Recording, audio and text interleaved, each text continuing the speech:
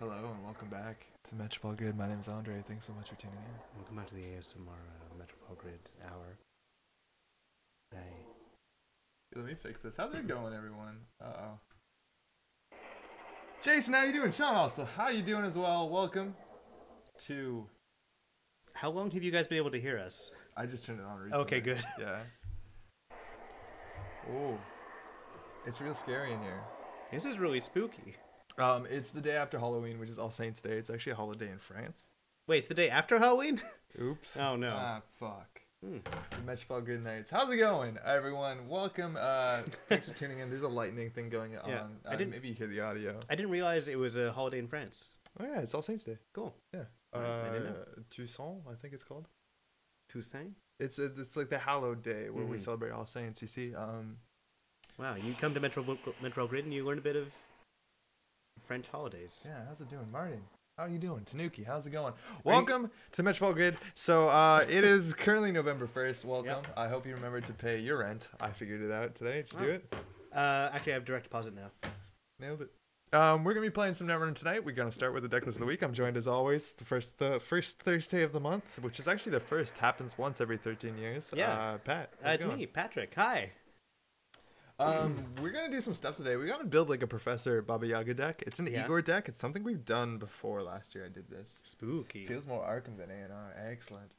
We underlit ourselves with this light on purpose. It's not an accident. No, it's real scary in here. I do have to make a preface here. I got an issue with my eye the other day where I put hydrogen peroxide straight into my eye as an accident. Yeah. So I'm not wearing contact lenses right now, which means I can't see shit.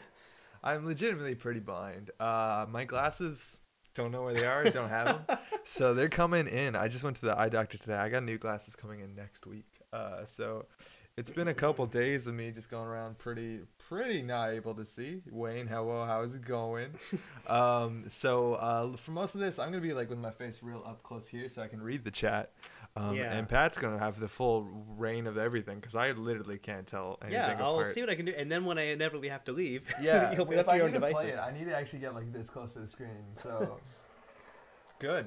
Great. That's what people come here to see. Yeah. We have a Decklist of the week, actually. This is... I can't read anything. Please help me. Okay. It's the first place Dutch Nationals deck, the Crocodile, and the Dorm Computer. How do I get to see the list? I have it open on the next tab if you go over there. Okay. Yeah. It's a Valencia Estevez deck. Do you want to talk about what this deck is doing? I don't know. I can't read it. Okay. I haven't read this yet. We just scanned this real quick. You don't have to read that. Just talk about the cards, I guess. Well, you got a lot of usual Valencia stuff. You got the Conspiracy Breakers, Data Suckers. You got a one of Dorm Computer and one Turntable. Seems to be what this thing is named after. That one Gabahali and the one Dorm Computer. Okay, so what's the point of having the one of Gabahali and the one of Dorm Computer? Well, you see, the Gabahali, this functions as a fourth copy of your breakers in the early game. If you really need to get through a gear check, late game, it can be incredible efficient breaker for things like Archer or Surveyor. As your only answer to also Ice like Excalibur and UCF. That makes sense. Yeah. Actually, Gabali was something that we saw in a lot of Val lists at like Canadian Nationals era this year. Oh, yeah? We were seeing like a lot of, but actually a big part of that time is that people were worried about Scorpios, and Scorpios would rush behind early big ice, things like an Archer. And Gabali is perfect for Archer in some ways. Like it gets to that last subroutine. Most for sure. Usually the last subroutine ends the run, right? And it's a one influence card. You put it down for 2 credits, and you can even consider it as an economy option because the heat breakers besides Paperclip are actually really expensive. Yeah. So if you need to get through like the end the run trace subroutine on something like a Surveyor, instead of like pumping or using data sucker tokens, you actually save a fair bit of money. That's true. Yeah. And it's also a really cool surprise because generally when you're playing Anarch, a lot of the times because you're playing with the heat breakers, the corp will see that you have access to your breakers. And this is one of the cards. I guess you can always do your breakers, but this is one of the cards that you can just install it and go, and you don't even need a stim hack. That's true. Yeah, you don't need a lot of credits. You can just install it and run and threaten any remote as long as it has ice that has the end the run as the last. Otherwise, we got a Rebirth, which is pretty standard. 2 falsified credentials. This card's really cool. We were in conversations at Worlds. I was talking to Eric George, credits, and he was talking. He put one of these in his Val list. They had a really spicy Val list. Yeah, like I'll pick up the zoom in before I can read this. You know, when I worked at a bookstore, we had a large font section just for people like you. So I'm actually torn on this card because it's cool. It's an economy card that sometimes it fires unconditionally. Like, you know where upgrades are a lot of the times. That's fine. But it also lets you expose things. And in a meta where we have cards like NGO Front or Double Advanced Agendas, it's really cool to know what you're running into. But hear me out. Okay. For also 2 influence, you can play a double card called Drive By. Yeah. Which isn't expose and trashes things. And that trash things, of course, if it's not an agenda, is incredibly valuable when you get to do that to cards like NGO Front. I completely agree. I actually much prefer a drive-by, especially since this deck does not have Amakua in it. Yeah. Like, that expose usually is doing extra work in decks that run falsified credentials. Yeah, and mind you, Gabali could be an Amakua, right? We're talking about one influence. You inject it a lot of times, but we also have Data Sucker in the deck, which is good with Amakua. But we're doing the turtle. Like, we're not going to touch his deck list. But I think there's a cool consideration between this and Drive-By. That's largely it. Yeah, we're real zoomed in here. We do have 1 copy of that Dorm Computer, which I think is just a nice, cool meta tech card. It looks like the person who's playing this list at Dutch Nationals had a real consideration against Acme, because they mentioned UCF, Universal Connectivity Fee, in that write-up, which Data Raven, there's some good reasons to do that. And also the Archivist is a card that a lot of people, people are getting into post-Worlds. They might as well. Like, it is a very efficient way to get Link, and you occasionally get some free bad pub. And bad pub is insanely good. It's even better, again, if you are running Amakua, because then you're not paying anything to break stuff, but it's really not bad at all. Let me catch up on chat, and by that, I'm going to move my head entirely this direction. Okay, sure. Okay. Darn, how's it going? We did do this last year. It was exactly Halloween. I think we had a lot of candles out, too, but this lighting is pretty fine for us. Falsified seems weird without the turtle, says Rain, which, I agree with that. I kind of want to drive by, but we won't touch this for now. And Kurtz, what's up? Patrick, good to catch the stream, Andre. Hey. Thanks, Kurtz, for dropping by. Also, Maui, how's it going? Howdy, fellas. Hope all is well this fine evening. Maui, your username always shows up in my chat as yellow, like a yellow font. Is that something that you chose, or is that just how it's now on my computer? I guess Jester too. What's up? Much more good nights. Yours always shows up as pink too. Maybe that's just how my computer's decided to take it. Again, as a disclaimer, I'm not wearing contact lenses, so I really can't see anything right now. So things are going to be a bit messy, but that's okay. Pat, hold the wheel. All right. I will see what I can do. What's this called? The deck list, mind you, is from somebody named Ryan Bant Twins. Did I do that right? Maybe it's Ryan Bant. Oh yeah, Ryan Bant wins. They win. Yeah, it could be 2. First place International Crocodile on the Dorm Computer. So let's try.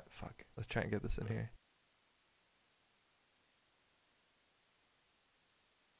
Oh no! Oh no! Dorm Computer. So in my day, like, I'm at work and I'm video editing, and it's not that bad without glasses. You just get real close in the one part you want to watch. Sure. Valencia. Oh boy. Why? I did that on purpose. We're in for a good stream, y'all. Buckle up. All right. What is this? Why is this an option? What are you doing? Why is this white bar here? What is this? That's weird. It's not the download bar or anything. No, it's not. It's to do with the fact that It's literally just like Busto. I don't know what could have possibly been. Why? Okay, give us 1 second. Yeah. Can you vamp for a bit? Oh, sure. Actually, do you want to talk about Shucks? Yeah, it's time for my new segment. Aw, Shucks. Patrick's vacation apologies. First apology goes out to Brendan. We met just after the Terminal 7 panel, and we had a good chat. And then the next day, over a game of Two Rooms and a Boom, I threatened to destroy you if we were on the different teams. I feel like that was like way too aggressive for the tone of the convention. Next apology goes out to the guy previewing Diceborn Heroes, who said he was a fan of the channel, and I said I'd come back and check out the game, and I didn't. Jesus, fuck, man. But, I mean, to be fair, the game was really popular. Every time I walk by this table, like, there are people playing it, so I think that's fine. And last apology goes to the guy who was watching us play Root at one point. When I mentioned I was in Minneapolis recently, we got to talking, and it turns out he had also been there for Netrunner Worlds. And I jokingly said that I didn't remember him because, of course, I must have just crushed him on my way to the top. To which he replied, he actually went 0-7. Are you? So again, like, my apologies. Shucks was otherwise really nice. I had a great time at Shucks. I actually played a lot. I know. That's why I'm apologizing. What's wrong with you? I don't know what's wrong with. I tried to be a nice, friendly person, and then I mess it up every single time. We got a game. We got a game. It was not working. Okay, you got this. I can vamp more. You want me to vamp more? Okay. What's up? SUSD gave it mixed reviews. Oh yeah, for Root. Yeah, that's true. I actually liked it a lot. I'm looking forward to playing it again sometime. Thoughts on Tracker in a pirate deck? Seems to accomplish similar roles without just bringing in a Tracker. Isn't Bantwin's a guy featured a lot on Trace 5 videos? I'm not sure. In terms of Tracker, I think Tracker is both 2MU and it might be a lot of influence. Is it 2MU? Yeah. So, the interesting thing about this hand is that we've got both cards that's named after. So you might as well keep it, right? I don't think so. No, there's nothing really. Like, we can credit and then liberate it, but... Which is not bad, and having the Gabali early is actually pretty good. This hand is honestly almost worth keeping. Because even if they rush into a remote early and go for, like, a quick play, mind you, we're playing against Matimi Kundo, sometimes you can run, like, Archives and get that bad pub up. Yeah. This hand's not terrible. The only bad card is Dorm Computer. And we don't have breakers. Can we ask why exactly someone puts hydrogen peroxide in their eyes, assuming it's a neutral... natural blonde, obviously. Sorry, you say you want to keep this, or you want? This is honestly not terrible. Yeah, let's keep it. Like, okay. It could be a lot worse, right? Yeah, it could be worse. So, I have really sensitive eyes. It's sensitive to hydrogen peroxide. It's your one weakness. Oh boy. So instead of using saline solution, I use this like 3.5% hydrogen peroxide, and you put it in like a no, that's just eye drops. Okay. And you put it in a special container that has like a metal at the bottom, and you put your contact lenses in there so it disinfects, and then it reacts with the metal at the bottom of the container over like 6 hours, and then like the hydrogen peroxide, I believe, becomes water, so it's totally harmless. You can put the contacts in your eyes. However, if you just pour the bottle into your eye when you grab it instead of the saline solution, it's literally still hydrogen peroxide, which is going to be an issue. Yeah.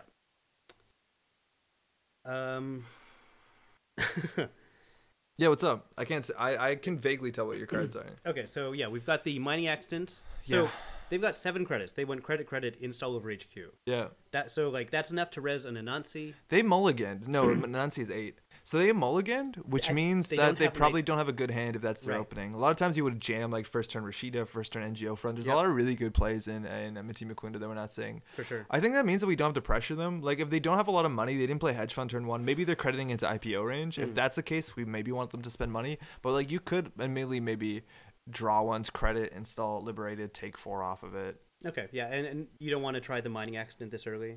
I don't know, because you're right. There's a chance that they might just give it to you if their economy and their start is really bad. But this is the sort of matchup where if they start with 7 credits and 1 ice on HQ, that it's almost easy to get off, guaranteed.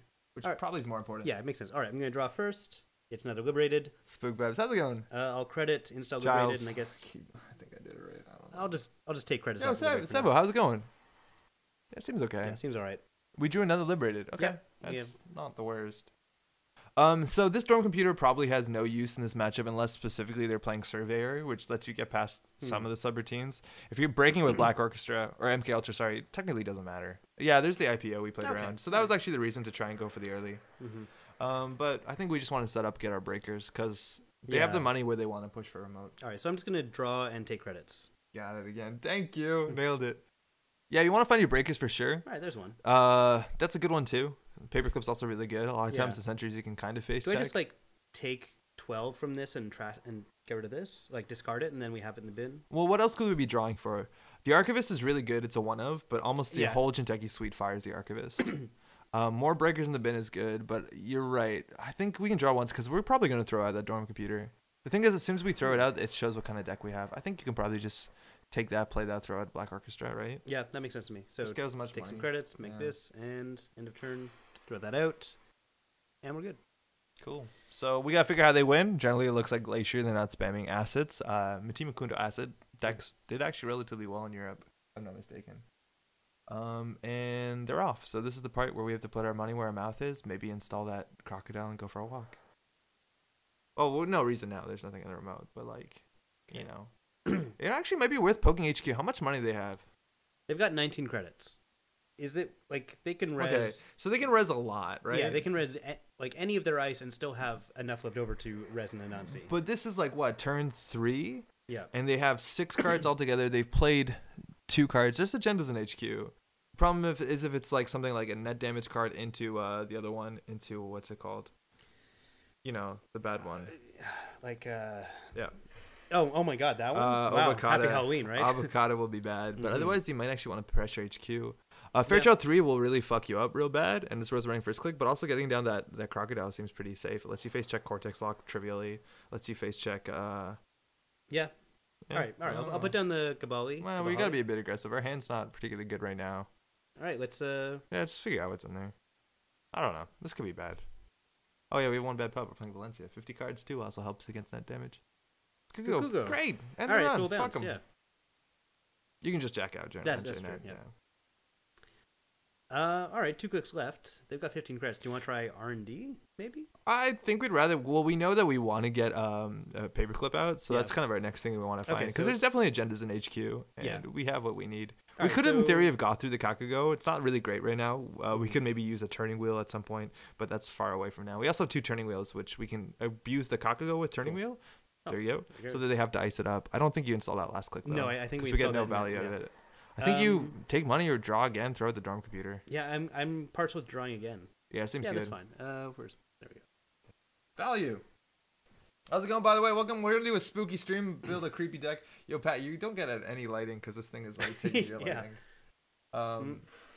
Ooh, that's better. It's a little bit better. That's in the way of chat. Is it good for your eyes? Or? That's not bad. All right. Well, don't look closer. I can't see anything. It's all good. All right. No, if you're just tuning in, Andre is mostly blind. Yeah, this is not great. Okay, so they said spicy, which means that they probably haven't seen the deck list of the week. This is the sort of play where having a falsified credential seems pretty good, but you can also just face check it. Yo, I had worse. You have a Black Orchestra. Yep. You have a modicum of credits. I don't know how much money you have. I can't tell. 10 plus the bad pup. Nick, how's it going? It's spooky out here. Welcome All Saint today. I'm okay with running this. Hell yeah, let's go. Yeah. Resu Anansi. Mind you, they can always Matima Kunda down. Satyr Adaptability. That's actually a really good target a lot of the times for your bitey boy here, your crocodile. You could get through it. You could also just end the run. They're in 8 credits, 9 credits. Yeah, they're 9 now, yeah. And they can install another card behind it. So far we've seen 2 barriers, so the chance of them having a 3rd barrier might be lower. So there's a chance we can get through. The question is whether that's an NGO front or not. And I think if it was an NGO front, they would have jammed it a while ago. You might want to go for it. Yeah, let's do it. Do I have to let them know I'm breaking sub? No, you used it. They know. It says in chat. So now they can install a card because we're approaching the server, Matima Kunda's ability. If you haven't seen it, can you highlight your mouse over it just for a second? Once per turn, when the runner approaches the server, you may install a piece of ice protecting that server in the innermost position, ignoring all costs. The runner is now approaching that ice.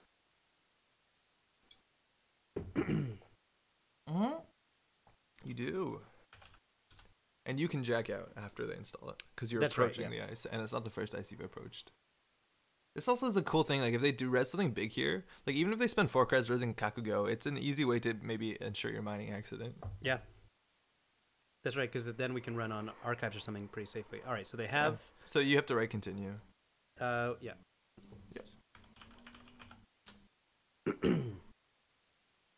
All right, IP block. That literally does nothing. So you want to let that trace fire. Yeah. It looks like this is an NGO front. I don't know. It's not really going to install 3 barriers so far, though. We have 3 paper clips, which is pretty good. A lot of these decks will run 2 of each breaker. We're doing trace 3, which we want, or they might actually boost it, which... Yeah, well, we've got... fine no matter what. Yeah, we've got the cred from Bad Pub. Like, I think we're okay here. This feels fine. We do need that paperclip more than ever. Yeah. So no boost, so... you're good, sorry. Also, we know we have that 1 link card in our deck, which will help up. So we're going through. We can access here. We have enough cards, and if we still know Bacata, it's pretty good. I might hit the I've had worse. It's no Bacata. Let's do it. I'm okay with doing this because we've got the I've had worse. Cool. Nice. What do we lose? Okay, so we lost Stimhack, 1 mining accident, the other liberated. All right. And we drew a mining accident. Okay. And yeah, actually, that was a great draw. Yeah, that's pretty good. Cool. How many clicks we got left? We got 3 clicks. Like, we can run archives and then mining accident. I don't think you want to fire that off until you can guarantee it to fire. Because they might go down to 2 credits. Because what do they have? Another agenda, maybe an HQ, and we don't have a barrier breaker. So, like, this might be a good time to set up. Like, you can Deuce's Wild and then install the... I don't know how many clicks we have left. You can Deuce's Wild, install the daily cast, get some more money. Like, we just need to find our barrier as soon as possible. I think Deuce's Wild too... sure. Start 2 cards. Inject's real good. We got a lot of. Oh no, we didn't. Yeah, okay. Yeah, inject is good. I'll just gain 3 here. Yeah, it seems fine. Just make sure we have money because we need to install a paperclip, which costs 4. Yeah. Inject here. I don't think so. That would, like, there's a chance we draw 4 cards with it, and then what the hell do we do? That's true. Yes. All right. So daily casts and credit. Take it. Well, we don't want a credit if we have liberated. Oh yeah. Sorry. Yeah. I meant credits from. Yeah. Cool. Do it up. Cool. How much money we got? We got 10 credits. Cool. So we'll start next turn with 12. We have a bad pub. We can run R&D. Maybe they res. There was some good value maybe running R&D there. You're right. On the basis that they used the Matimakundo ability, you want to run it. Don't want to give them that much value off of it. Now, install single advance is actually worse for us because that could be the Nisei token. Yeah. So we basically just inject a paperclip and then we have it. So watch this. All right. Inject paperclip. Yeah. Let's do it. No, we did get the MK Ultra though. That doesn't help. Okay, well if they score this, they go down to 3 credits. So at least means that we can get a. Well, why don't we run R&D now then and try attacks them? If we lose our turning wheels to net damage, it's gonna be hard to win. I would install a turning wheel and run it. Do you want to do employee strike then do it? They have 2 cards in hand. All right. Turning wheel. Yeah. Okay. Run R&D. All right. Let's be aggressive. We still don't know if they're playing a spiky deck. That's okay. They might still Matimakundo. Successful run. Sure. Then Musashi. That's a spicy deck. Oh yeah. When the runner accesses an agenda, they must suffer 2 net damage and additional cost to steal it. That's going to be really rough. So what do you think this means? Well, it means we already know they're running Obikadas, but that's what this means. It means that they're going to try and net damage us so that we can't steal their Obikadas, and they're just going to win by scoring this out normally. So I think this means also a couple things. It means that they could easily be playing a data loop. Right. And they easily could be playing punitive counter strikes. But based on how much money they have, I'm not scared of the latter. Also, interestingly, Dorm Computer does something against IP block, which is kind of cool. I don't know if we want to deal with that, but that's a really shitty draw for them.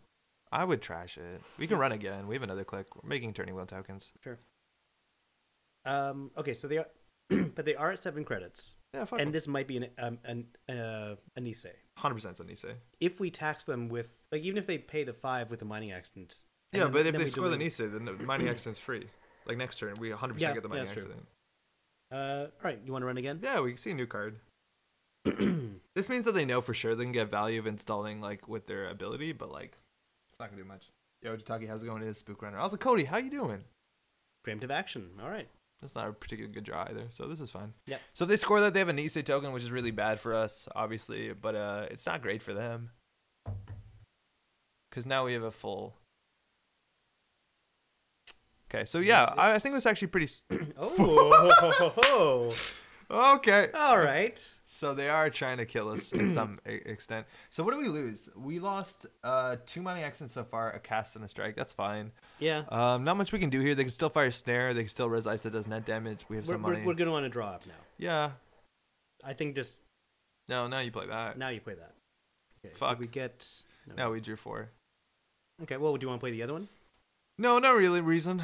As soon as we play that, like they know that we don't have answers. Like you might actually just want to run R&D here. Like they're on 4 credits. What are they gonna do? We knew they drew at one of their. We know one of their cards in their hand is a preemptive, which is a pretty shit card. Yeah. Yeah. Let's just get access. Like, we're getting 2 breakers, and in like there. we can always just slam this thing for turning wheel counters. Like we basically have all their breakers, hopefully. Yeah. And that might be enough. Air economy is way too bad right now. Thimble rig. That's really annoying because we don't run Amakua. Yep. That's actually gonna be really expensive. All right. No action. No action.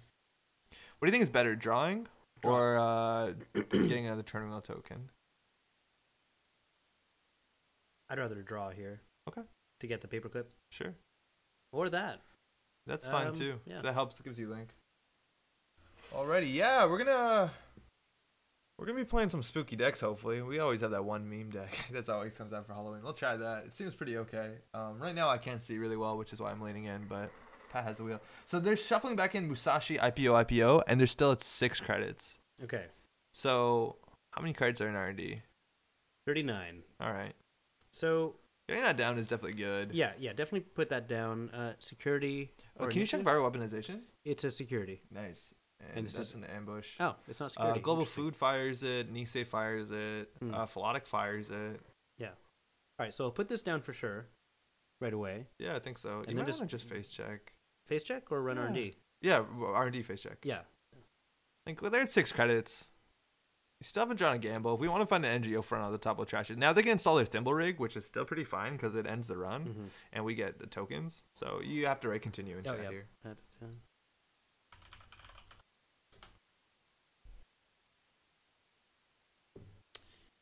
Do we want to install Black Orchestra for this? So we install it for 2 credits and we break for 3 more. So we're paying 5 for a single axis. That being said, it doesn't have to specifically be a single axis because we can build turning wheel counters. Right. And it's sort of 4 for a single axis.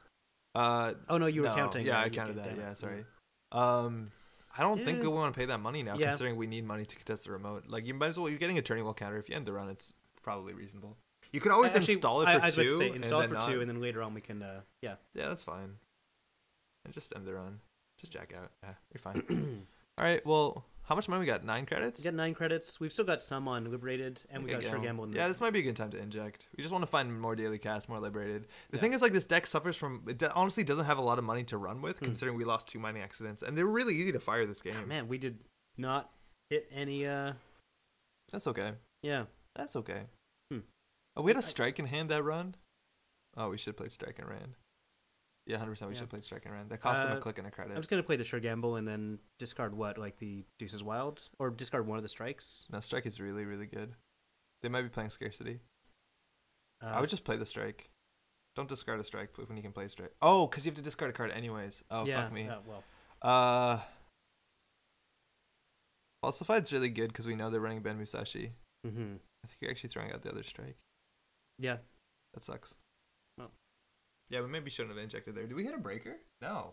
No, we didn't. Fuck. I'm still waiting on those. There's still 6 breakers and 21 cards. Actually, maybe 7. Cody says, "Don't die, Andre and Pat." Can't promise anything, honestly. We're halfway through a deck already, more than. So they can rearrange their thimble rig, which they've done. Actually, I think that's much worse for them, considering we have 1 link. Yeah, for sure. Like, we can walk through that IP and block. 1 bad pub. But yeah, IP block costs 1 to break. That might be wrong. And now we have, like, there's no reason not to run, considering we have our current up. Like, you go slam that. They're at 6. If they're crediting up for IPO, they can't res anything. For sure. Let's hit R&D. Do we want to use Turning Wheel this turn, do you think? It depends if they res. I don't think we need to. Like, if they res nothing, we're paying 1 credit for an axis, so there's no reason. All right, so here, let them fire the trace. Could have got our dorm computer value. I know that. Credit and make a run at the same time. Preaching to the choir here, man. So, like, it looks like they're on IP block. I mean, sorry, it looks like they're trying to get your up to IPO. Chris, what's up? Impressive teamwork. Hey, thank you. Yeah, I don't think we need to make a lot of accesses here. Again, they could be running multiple snares. They can only fire once at one-on-ones. Border control. Shit. Oh, man. That's real scary. That one's not restricted yet, is it? No. I don't think it will be. It's too high influence. So that is going to be annoying. It means that the stim hacks are of interesting value. I think you might just want to build up turning wheel counters. And that means they have to put the border control onto R&D. Sure. Which means it's going to be harder for them to score. That's just the annoying thing about turning wheel with border control. Like, as soon as you use counters from it, they can react with border control. So it incentivizes you not to use all your counters, but like a modicum of counters. That's fun. Which is kind of cool. It's like you push your luck game, right? Yeah. All right, so yeah, just slam HQ to build a counter. We need to find our breakers. So Deuce's Wild draws us something. So I think we can maybe like Deuce's Wild and see how a Shin goes. Always draw first. No, it doesn't really help us, but we have at least some money, so you can gain 3, I guess. Then you just want to slam HQ. Yeah. Run HQ. I joined late, so I missed your sweet splash screen. Oh, don't humor me like that. Yo, Nejang, what's up? How's it going? Should I run again, or should I? No, you definitely want to run again. Throw out that Black Orchestra. So we have 3 barrier breakers in the bottom 19, which is a bit overcurved. This lighting's honestly not bad at all. My shirt is a bit moire. You get that real fine, fun pattern. Yeah. And somebody mentioned this, and I didn't fix it. Last week's stream, there was a bit of a hiss to the audio, and it might still be existing now. Oh, that's all the snakes. That's the case. And my lisp. Oh, okay. Now so they've learned, yeah. All right. So we don't know what's on the innermost of that server. Innermost is generally the scarier. If it's a border control, actually, it doesn't matter. And if they're playing Satyr, it's not a bad card, but it could mean Jinja. It's very unlikely. So far, we've seen border controls, which are a lot of influence. IP blocks are 1. But it looks like they're not putting the border control on R&D. Like Not yet. R&D is still vulnerable to us. We could like bounce, and then do a deep dig on R&D. Yeah. And now, yeah, I think that'd be That fun. might actually win the game, considering there's not a lot of agendas in the game. We've been seeing the top card. Okay, so regardless, we can't get that card. Right. But unadvanced means there's very few reasons to get that card. Yep.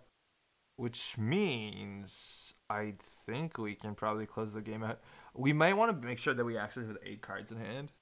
I guess it doesn't matter that much, even if we find out where the uppercut is. You might want to just like bounce once. Just make sure that they can't trace you out on the IP block, which isn't even that bad if they do. I guess that's like you even if they spend the it's really spend bad the money. them. Like I don't think that's because if they spend the money to keep us out, then like we still have turning wheel counters. Yeah, you just want to make sure you have an even number of turning wheel counters. It depends how many counters you're using. Mm-hmm. I think you want to use all of them now because clearly they're not drawing agendas. Yep. We can also see all of HQ, but I honestly think they would have jammed here considering that Satyr looks good. Yep. What does border control do? So, Cody, it's a barrier. It costs 4 to res. It has 1 strength. It has 2 subroutines. One of them gives you credits just based on how many ices on the server, and the other one ends the run. But most importantly, you can trash the card at any... Oh, I don't think you need that twice. That might have been once too many. I don't think it's bad. Oh, okay. All right. Yeah, but you can trash that ice anytime during a run in the paid ability window, so you destroy that ice, and it just ends the run. It's like a Nisei counter. Yeah. Which is really good. All right. So, yeah, I guess I'll just run now. Run R&D. See what I can get. We're going to get 5 total accesses. Yeah, that's why having an odd number is not right? No, but I initially thought we were going to bounce, and then run, rather than bounce once and then run. Well, should we not commit then if we've gone that play? Like, I don't know. Because we don't want to do half of 2 bad plans. We want to do a full plan that's, like, good. Because I don't think either of them is wrong. Yeah, I think I'd rather bounce one more time. Yeah, okay. Get one more counter. Do it. And now run for real. Yeah, cool. So you got to break that. Yeah. Well, but running last click is... Oh, they can't... Yeah, they can trace us out, and we can end with a tag.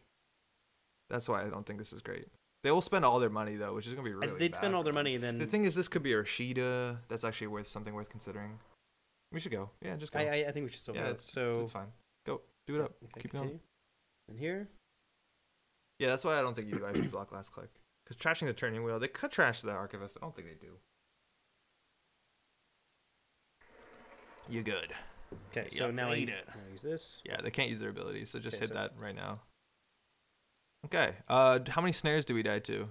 2 snares in a row, which they can just afford. Yeah, or an obligado and a snare. Let's see what happens. Yeah, let's see what happens. Card from deck. Rashida. Yeah, you don't want her. Okay. That's bad. That's real bad. And that's bad. Yeah, you trash that. All right. That's bad. Okay. So they might actually be on arc lockdown. Keep going. One more. No, that was it. So bad. Okay. So we got turning goal counter back. Yeah. Okay. Great.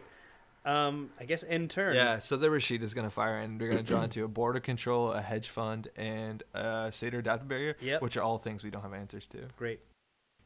This is like that one, and it's meta dependent, but like imagine instead of that one bitey bird thing, we had an Amakua. We'd have to deal with IP block, but like. Yeah. It would have been real good. Oh, it was the Philonic! Okay, so we take one damage. Security. Oh, security. Let's go. We've got 3. They've got to pay this. They won't. Think they won't? They don't know they're drawing hedge fund. My bread's just finished. Yo, you made your own bread? What you got? We also lost our worst cards in that damage, so that's fine.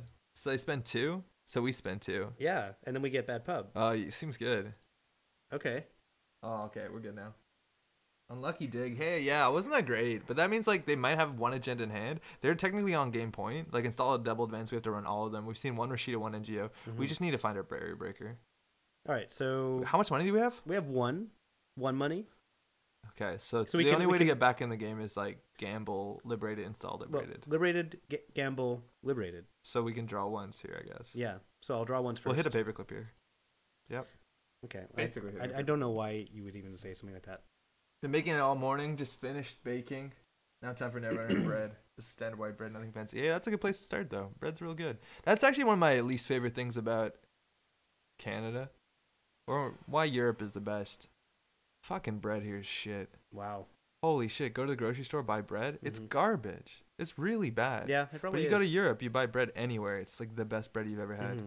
Why do we only do well? If you go to like Montreal has bakeries. They have like the proper boulangerie, and they have really good bread. But it's not like grocery store bread. If I grocery store bread's the worst. Yeah, I used to make challah bread when I was living in the Yukon. Challah's really good. I like challah bread. I usually buy challah instead of regular bread, just because it's the only bread that's like interesting. It's a meal. Yeah. Egg and honey and wheat. I think we draw twice. Why we have I've had worse? We can just like run. We can hit that. You want to just do I've had worse? It draws more cards for less clicks. They haven't installed something there. Yeah, they did. It's either Rashida or Ben Musashi. Okay. Wow, still no. Still no. So 15 cards in there. We've got like 3 paper clips, huh? Weird. Okay. Weird. Wow, weird. you have Dirty Landry's in this deck, huh? Huh. Okay. Okay. Well. So we know the next one card. We know there's border control somewhere. Yeah. We're just gonna run out of money. Andre, Bill and idea: embrace the blindness and wear a spooky mask for the remainder of the night. That's what I said. Give me 1 second. Okay. Figure this out. Yeah. I'm gonna draw once. Still not the paperclip. Gonna take some money. Be careful that you don't overdraw yourself, because then Obakata isn't. Let alone Ben Musashi.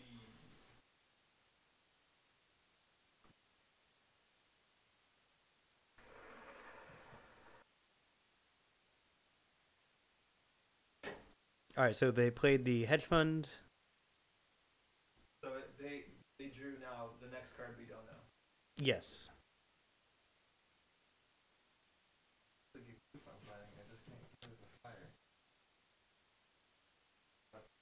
Oh my god.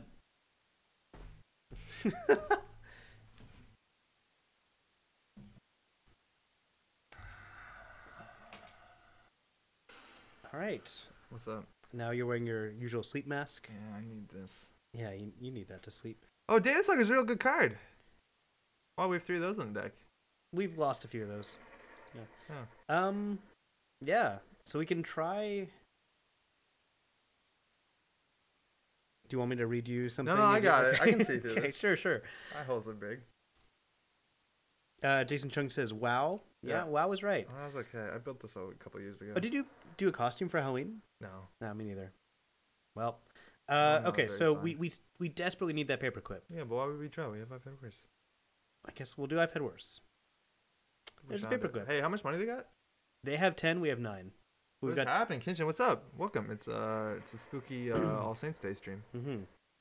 Oh, I got a hair on my nose. It's so itchy. I gotta get at it. 1 second. Do we leave whatever's in server? Do we try to go after server 1 now? You think? It's not advanced, no. Okay. It's a Ben Musashi.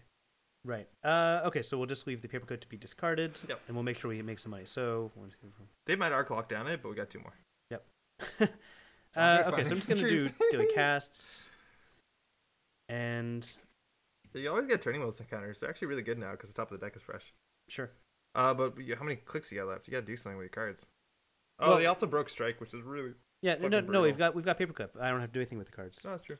So I'm gonna get 1 counter off of HQ, and I think take some money off of Liberated. Okay. Feels good, man. Oh man, it does. Andre installed brain cage. Takes 1 brain damage too. Yeah, I was gonna do a goof where I was gonna pull this off and underneath it have a luchador mask, but I couldn't find a luchador mask. Damn, that would've been great. I don't know where it is. You also can see it's all made of shreddies. Oh, yeah, the box. Oh, not no, it's not like flesh shreddies. Yeah. You know, the small shrapnel that just scrapes away your skin. So an issue that we're gonna have here, because we didn't contest the remote earlier, is that it's almost impossible to steal Ben Musashi border control Obakata. Yep. Because it's what you need: 2 runs, 6 cards. 6. No, 6. 6. 6. Yeah. Actually, no, that's not impossible. No, we can do it. Okay. All right, so that's a Rashida. you think that's Rashida? That's what Rashida looks like. I've seen Okay. Rashidas before. All That's right, a Rashida. Cool. Do you want to run? Let's run R&D. Okay, they can install a card, but it's not really that good for them. Maybe counter to counter run R&D. See 3 cards. They can install a card on the way, but yeah, okay. I mean, we've got all the tools and we've got 2 bad pub. If they spend a lot of money resing something, that's too bad for them, right? 2 bad pub for us. Yeah. See what we did there? Oh yeah. Yeah. No, I see. Yeah, too bad and then too bad. Wow, that's actually pretty good. Yeah, I'm sorry I didn't really notice it first. That's fine. I had to call it out. All right, I'm gonna get seems two good. The more thing is, counters. like, our economy sucks. Having another bad pub would be really good. This is Andre's real. This is my final form. What's going on here? Nothing much. How's it going? Nail? Thanks for dropping by. I can't see anything. I've had issues in my eyes right now, so I'm not wearing contact lenses, so this is like an acceptable approach. Great. I'm going to run R&D for real now. What click you on? We've got 2 clicks left. Oh, good. Yeah, this will be the 3rd click. And right. we've already installed pay-per-click because I ran on Kakugo. So. For 2 credits? Yeah. Okay. So we're saving money here. I don't think we are saving money. It's just as cheap to trace IP block to break it. So it's actually cheaper. It's cheaper to just walk through, right? Yeah, that's true. That's fine. Well, it's still good to have it. Yeah. Jim, what up? Data Sucker Dirty Laundry? That's not bad either. We have too few cards to be able to go to the Kakugo unless we're seeing all of HQ. But that 1 link and 2 bet pubs, so that's free. Now 3 for fucking, oh my god, this is why you run Amakua. Mm-hmm. Thimble Rig is the worst. Like, if they just put Thimble Rig on the outside of R&D and make every ice on R&D a Thimble Rig, it's going to be more taxing than anything else they can do. Actually, equally taxing. Oh. All right, continue. Yeah, do it. They spent 8, we can get another bed pub. Yeah, we should have saw that coming. Yeah. That's good, though. It's only... Do you want to spend 4 on this? Yeah, cards? we've sunk cost fallacy this too much. You have a drop down. Yeah, Data Sucker would be good. Oh, shit. I meant to... Yeah, we did spend it. Okay. Yeah, you did. You just hit it twice. It's fine. All right, so you can use your counters. They did not put their, what's it called on there? Border control? Yeah, so you got a Maker's Eye here. All right. 2 agendas will win the game. Oh, we're so good. Hedge fund. Oh, there's an Issei. So good. Gonna take that. Oh, one more card. Now we win. Told you. We don't, but close. We got an Issei. Is that not how you spell Obokata? No, actually not. Okay. So is this affected? You have aphasia now, or? I just can't see. Do we want a mining accident now? How much money they got? They have 7, but we can do something to them. It's fun to do something. Yeah, do something. Yeah.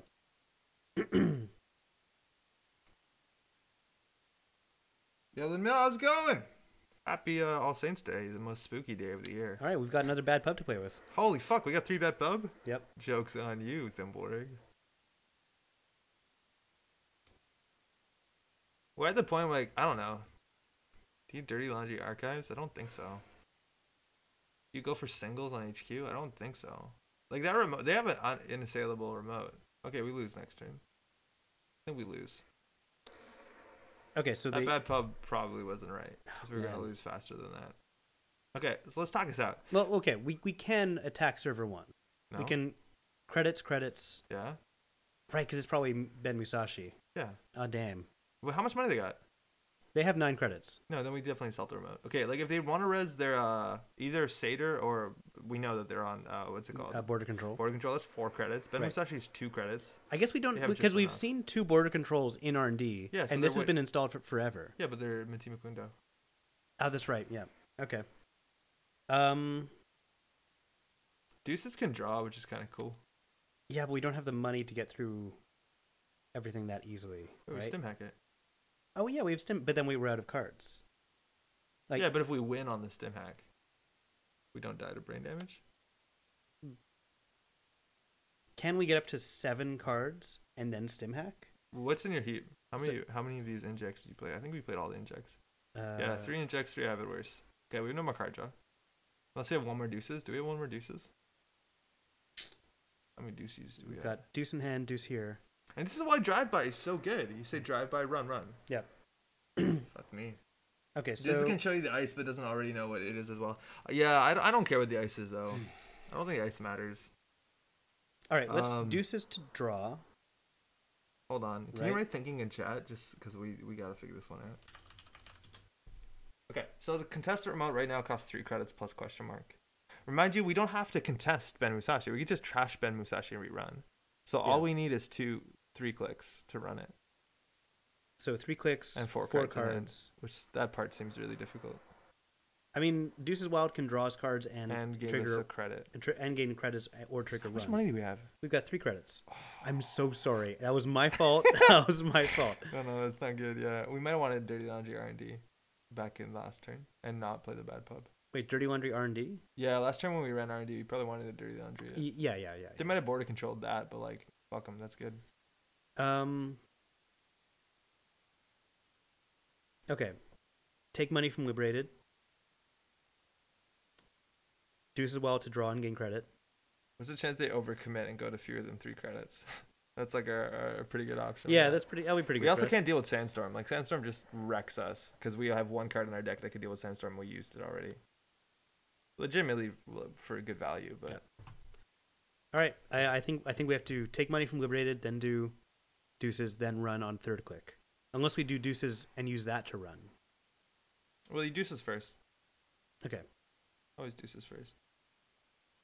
2 Stimax is interesting. 2 Stimax, okay. Remove attack? Why? Oh, I just wanted to see if you could. Why? Why? You put your mouse down for a second. Okay. Like, oh, let's go. There's actually a chance that is the right play, and then we should have liberated first and then use that click to run, but I don't think so. All right, let's gain 3 credits. Yeah, okay, so let's gain 1. Oh, yeah, no, we paid for it, so never mind. And let's stim hack here? No, that's real bad, because then we can't steal a Bacata. Right. Okay, so take credits, then run, and last run is a stim hack? Yeah. Okay. Yeah. I worry with... Yeah, no, we got this. We'll win. But I feel like we won't be able to trash Ben Musashi. It's good. I feel like we won't be able to try and trash up. All right, let's do it. We win. Okay. We win this one. Draw with Deuces first. Yeah, totally. Yeah.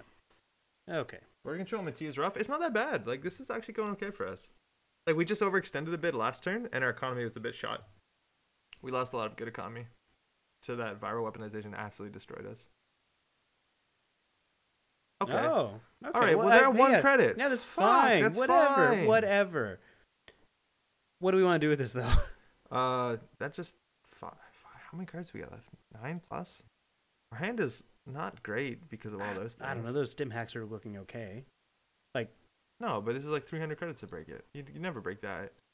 No, that 100% fires. You just walk through this? Yeah. They have 1 credit. We're safe. Then we just trash our Ben Musashi and then they score an NGO front. Yeah, it fires. Fine. They're at 1 credit. How are they going to win? That's because they're going to win because that's an NGO front. Again, drive-by.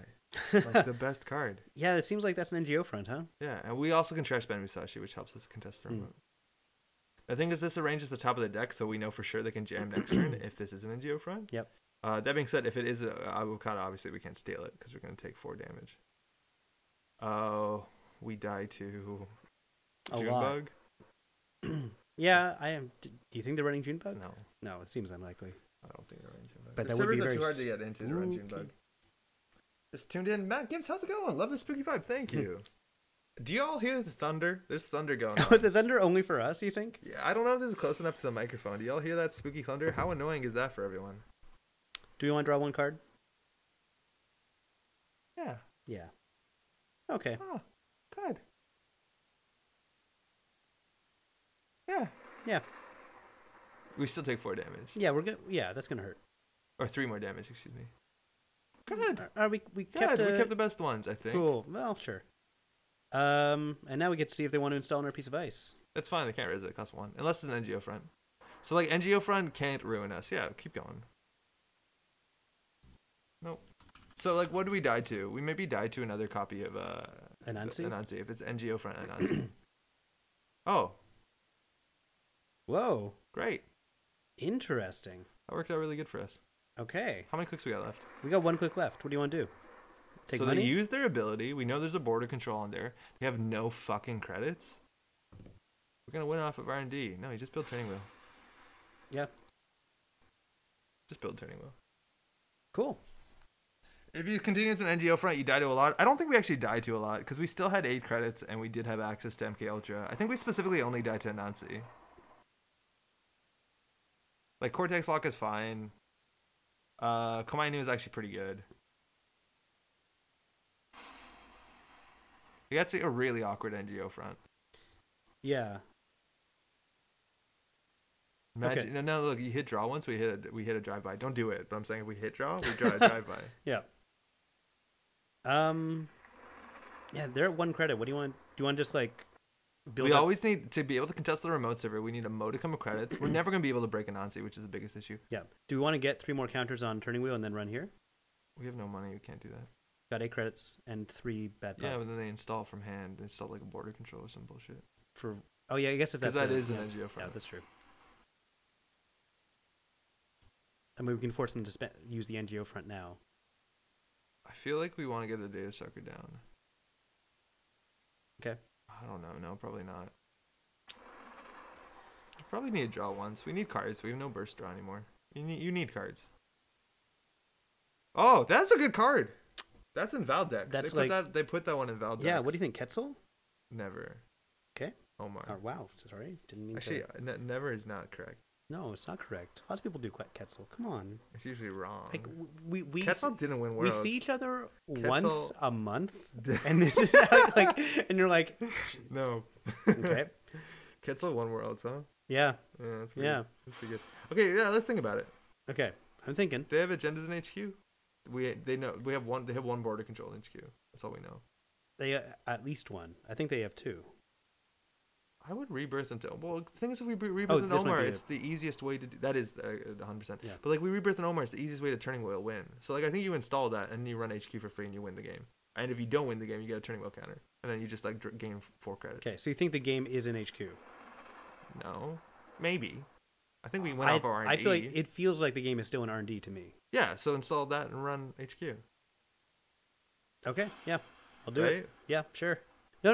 Okay, I do understand actually. So we run HQ. If it's not there, then at least we've built up turning wheel counters. Yeah, exactly. And no matter then what, it's fine. Like we need to hit on HQ because if that is an NGO front, they could jam next turn. We might be fucked. Okay, so Omar, hit that button. DNA tracker wouldn't feel good. DNA tracker would be bad. Okay, we got it. Successful run. Win. HQ. Oh, you hit the wrong one. Oh, you hit HQ. Sorry, I can't see. Okay. So it's good to know. Okay, so now we've got 2 accesses in our R&D if we want to run R&D now. Which we don't. We want to wait for Omar. There's no way we're. Oh, he's only once per turn, right? Yeah. Oh, okay. he used the most busted card, my dude. All right, so just build a counter now. We need money. So click this. Oh, build a counter. Oh, I like build a counter. Yeah. Now we put pressure on. The thing is, like, the game is gonna be over in 2 turns. Click on. How's it going? Just tune in. Hope you had a good time. Oh yeah, we are. Are we? Yeah, we are. Yeah, we are. You can tell we are talking like Mickey Mouse. Okay, great. Hi, it's me, Patrick. I'm joined once again by Skull Demon. That was an NGO front. That was an awkward NGO front. Good for us. They have 8 credits now, but again, like they need ice that ends the run unless it kills us. And border control will end the run, but then they use the border control on archives, which is real trash. Yeah. Anthony Pearson says, "Bitey boys are scary monsters." Welcome back to the Bitey boys. Don't touch that dial. How's it going, Anthony? We have 1 Bitey boy. Okay, so that could be a satyr, which is trash. Mm-hmm. You need to make sure we don't die to anything like the big one. Anansi? DNA tracker? Mm-hmm. Yeah, Anansi's the threat here. But DNA tracker's also 8, isn't it? Yeah. Yep. How much money they got? We've got 10 and 3 bad pub. They've got 9. Yeah, I hope they res the DNA tracker. It's really good if they do. For us. All right, so you want to build up a counter on HQ, then Omar into We definitely R&D. draw first so we don't die to DNA tracker. We're fine. Okay, build up counter. Man, I want to put it down on data sucker really good. Yeah, definitely. Let's go. Then you have to click Omar. And we're doing Omar R&D. I don't. Because we want to spend the money. They would have jammed if they had it. Yeah, I think Omar R&D is better. Well, the thing is, like, you don't say Omar until you make it through, so they can spend money no matter what. Kukugo. Yeah, that's good. Do it. Yeah. Do it. How good you hate makes you powerful. Personally, I think the mask should be a thing, and you should always play like this. The thing is, like, it's one thing if you start the stream like that, like start your streaming career like that, but you know what I look like. So, Okay, so let's use the turning wheel counters. Yeah, we win. Oh, so we can't steal. Oh, Obakata, fuck us. That's Obakata. Kukugo. Right? That's Obakata. So we know it's there. Yeah, it's the second one down. And hedge fund. I don't know, maybe draw 1 card. Yeah, I guess just draw. And end the turn. Yeah, we should have considered that. Always access with 4, we would have closed the game. Okay, so next time, draw twice, then run. Oh no, they're going to draw Kukugo. Yeah. Oh my god, that's so frustrating. No, that's fine. They only have 5 credits. The thing is, like, you start your streaming career with this mask. It brings in that sort of, you know... Je ne sais quoi. Oh, wait. Andrew, what's up? Skull Demon. Oh, I might even brain cage cosplay. Oh, that'd be cool. This is actually a couple of years old. That's true. Yeah, we can just run R&D normally at this point, so we don't risk losing the cards. Yeah, but then they could just install the Kakugo on it. True. Like we just win. We win if we get in with with 6 cards. Okay, so they've they started advancing that. What are they doing? 2 credits? Okay, we win, don't we? We just draw 3 run R&D. Yeah. Okay, draw 1. No, right. Okay, because we know what's on top, so we draw 1, 2, and then run now, or no? Because we can do double. They can do double Kakugo. Now you run R&D. Now you Omar. It looks like we're going HQ here, right? So what are they gonna do? Pay 4 to end the run with that thing? With like there's a chance that they actually throw down their what's it called? No, we win. GG. Pick and roll. GG. GG. GG. Oh, we're so good. Good game.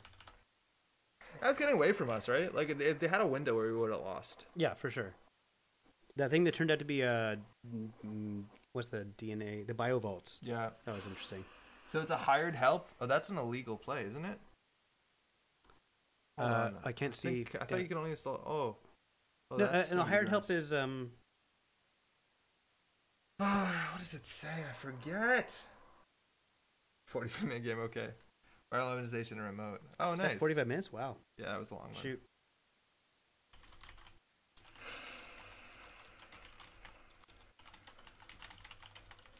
Imagine if they fired viral weaponization and we just drew with IFN worse. How bad they'd feel.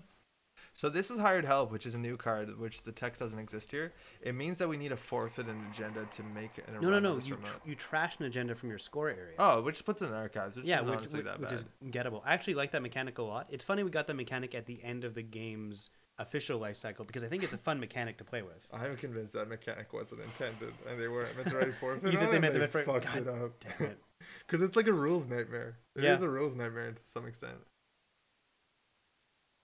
Not drawing mid-econ hurt. Yeah, their econ was real bad. Yes, this was the first game of the day. We're working on it. I'd have border control, Biovault, and Minty. I feel sick. It honestly wasn't that bad. Like you saw, they struggled with economy. Maybe if they had more money, it'd be good. But like, I don't know. If they want to do that on the remote server, like their centrals are pretty bad. Like we won off centrals. We got one early run. We got that early bitey bird. Boy. Ugh. My first thought was Gravedigger Mask. So we did like a talk. I think we're gonna do it now. If you like, yeah, it's actually pretty fast. Yeah. But we were talking about like what's the spookiest cards to make a Netrunner deck out of, and Gravedigger definitely came up. Skulljacket unfortunately is terrible. Yeah, your economy didn't show up, which was huge for us. I don't think we had a chance at the remote. Happy Halloween to Andros. Is that Star Fox? That's Star Fox. It's Star Fox. It's the polygon face in the sky. Oh yeah, that's right. The one who shoots the squares. Yeah.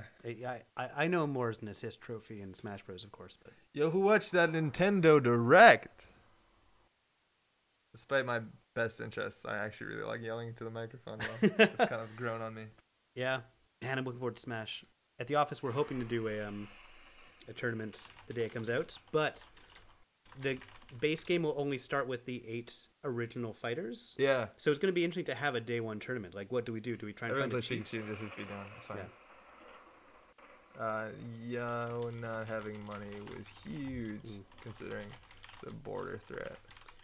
Klokutse says, did you do anything for Halloween? I didn't. I wouldn't say I'm a wet towel, but no one would.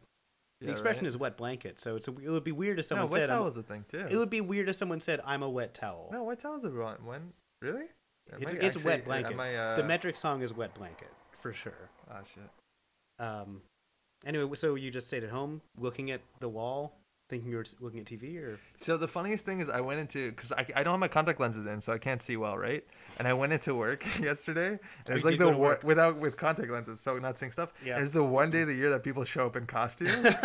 So you're just like looking really close, like, oh, that's a great. Just pretending I don't recognize anyone because all their costumes are so good. It's great, perfect. Yeah. Couldn't tell. I was like convinced it's like people walking by dressed as like, wild shit, and I'm just like, I'll have to keep my head down on this one. Yep. Switch to Egg and Peach. Egg and Peach is real good. Yeah. Ditaki confirms wet towel is not a thing. Oh, it's come on. Definitely wet blanket. It's wet towel. Wet towel? No, that's good. I'm actually excited for Piranha Plant. Yeah, me too. Fun. I think it's cool because we despite the Super Mario series being so central to Nintendo, we actually haven't gotten a lot of Mario characters. We've got a lot of Fire Emblem. There's a lot of Mario characters that we haven't got. Yeah, when you played Mario Kart, all those characters could have been in the game. Most Mario Kart characters are in the game. No, there's a lot of Mario Kart characters modernly. There's like a lot. Oh, okay. Well, anyway, so like we have the top. Yeah, 8, maybe 7. And there's like 30 of them. Yeah, no. Half of them are Ludwig. You mean the Koopa Kids? Yeah. Which we have. Yeah, we do. Bowser Jr. and Ludwig and all that. Anyway, but like Piranha Plant is like an old school Mario villain, so I think it's cool that we've actually still got some. Is PD actually old school? Like I feel like PD is new. No, but PD I think is Mario Sunshine, but yeah. But like where's Birdo, my dude? Where is Birdo? That's a good question. Birdo? Where's fucking Waluigi Nintendo? Nintendo, where's Okay, I know it's this. All right, let's build a deck. The mask is giving you confidence that I don't feel comfortable. Yeah, right. Oh man, it's the best. You know, I remember as a kid dressing up for Halloween, you put a costume on, you're fucking invincible. Oh yeah, it's like when you're traveling and like I'm in a new place, no one knows me. Yeah, I can be a completely different person. That's why I was so mean to people in Vancouver for shucks. Oh my god, you're sleeping on like friends' couches and stuff. No, you're in a hotel there, but I was in a hotel in Portland. I slept on a friend's couch. Played a lot of Overcooked. 2? Yeah, 2. For Halloween, I went to a concert. Went to the Violent Femmes. That was a lot of fun. It was actually basically the same concert I saw in Toronto 2 years ago, but this one there was actually like a standing room section. It wasn't at Massey Hall, which is like just a bunch of seats. They play Massey Hall? Yeah. Oh wow. So this one had like a mosh pit going, and there are people in costume just slamming into each other everywhere. It was pretty fun. A lot of energy. Steven, how you doing? Deltarune. I'm so sorry. Rain, how's it going? I haven't played what's it called, Undertale, so no. Oh, you haven't played Undertale either? No, I haven't. Oh, great. Okay, so Chris Montgomery's saying that we need Patrick here to explain cultural references is not actually that helpful. We need a third person to explain Undertale to us. Yeah, so I don't know. I don't know what Undertale is. Yeah. It's a game, I think. Okay, welcome to the part of the stream. Are you typing in BS? Like, do you want me to type? Do you want me to write for you? So if you're just tuning in, you're probably wondering what's the intro graphic look like.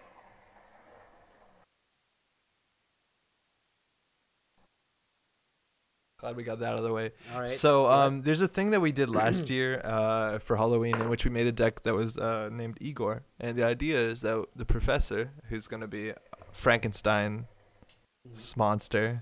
I did it wrong there that time. No, he's Frankenstein S monster. S monster. Is going to be creating. We're going to be piecing together parts of older, deader programs to make one super program. And not only that, the Baba Yaga. If you look real close in there, if you want to also know maybe a bit of your Slavic folklore, that's a real haunted. She's a lady actually. She's a witch. And the thing is, like, she's not even the bad witch. Like, she's chaotic and neutral sort of witch. Yeah, for sure. She helps people out sometimes. Sometimes she just like does real bad magic to you. So she rides her mortar and pestle. Yeah, and she lives in a chicken-legged house. Yeah, her house moves around a bit with her. Mm-hmm. This card actually is like super fascinating. Unfortunately, it is 2 influence, which stops a lot of people for it. And also, unfortunately, like, people build stealth Baba Yaga rigs, then realize, wait, I can just build a stealth rig, and it's honestly not that much worse. But we're talking about the professor here. So we're just going to staple a whole bunch of nonsense onto this and make the biggest breaker that will be destroyed when we play Scorpios in game 1. That's a one of, because that's all we can do. So, Pat. Okay. All right, what are we working with? We're going to take turns adding cards. Okay, great. Okay, so Fairy. Fairy is a good one for Baba Yaga decks, right? Yeah, Fairy's really good. So, you went a bit faster. Well, it's a one of. It has to be. Yeah, sure. Sorry, yeah. So Baba Yaga gains all the, what's it called? All the paid abilities of Icebreakers. So the fact that Fairy has a 0 credits to break Sentry subroutine will be fine. And you might notice there's this text on Fairy that means that it's kind of, is ephemeral the right word or the opposite of the right word? No, I think ephemeral is correct. It's correct. Like it doesn't last long. It is. So the idea is that if this text here is not connected to this text when this text is copied onto this text. So we basically always break sentries for 0. Because Baba Yaga gains the paid abilities, but not the other text. No other text on it. And that other text wouldn't even affect Baba Yaga, really. Yes. But now there is an issue here. Our strength is 0. So mind you, we are going to have to always still boost strength to be able to use our Baba Yaga to pay 0 to break sentry subroutines. But so we're going to try and also find a program that boosts subs really efficiently. Oh, I can think of a few. What do you got? I was thinking Ngolo. Or maybe even Lam. think we can do better than that. As far as strength boosting Yeah. ability? I think Breach might be better, and maybe Tycoon might be better too. Oh, really? We have to run the numbers. You don't think we're going to include Lom and Ngolo anyway? No, why? You wouldn't include Lom and Ngolo here? No, why? Like they've got that really efficient strength boosting ability, and do they? Yeah, they're really expensive. They're like 2 for 4 or 3 for 6.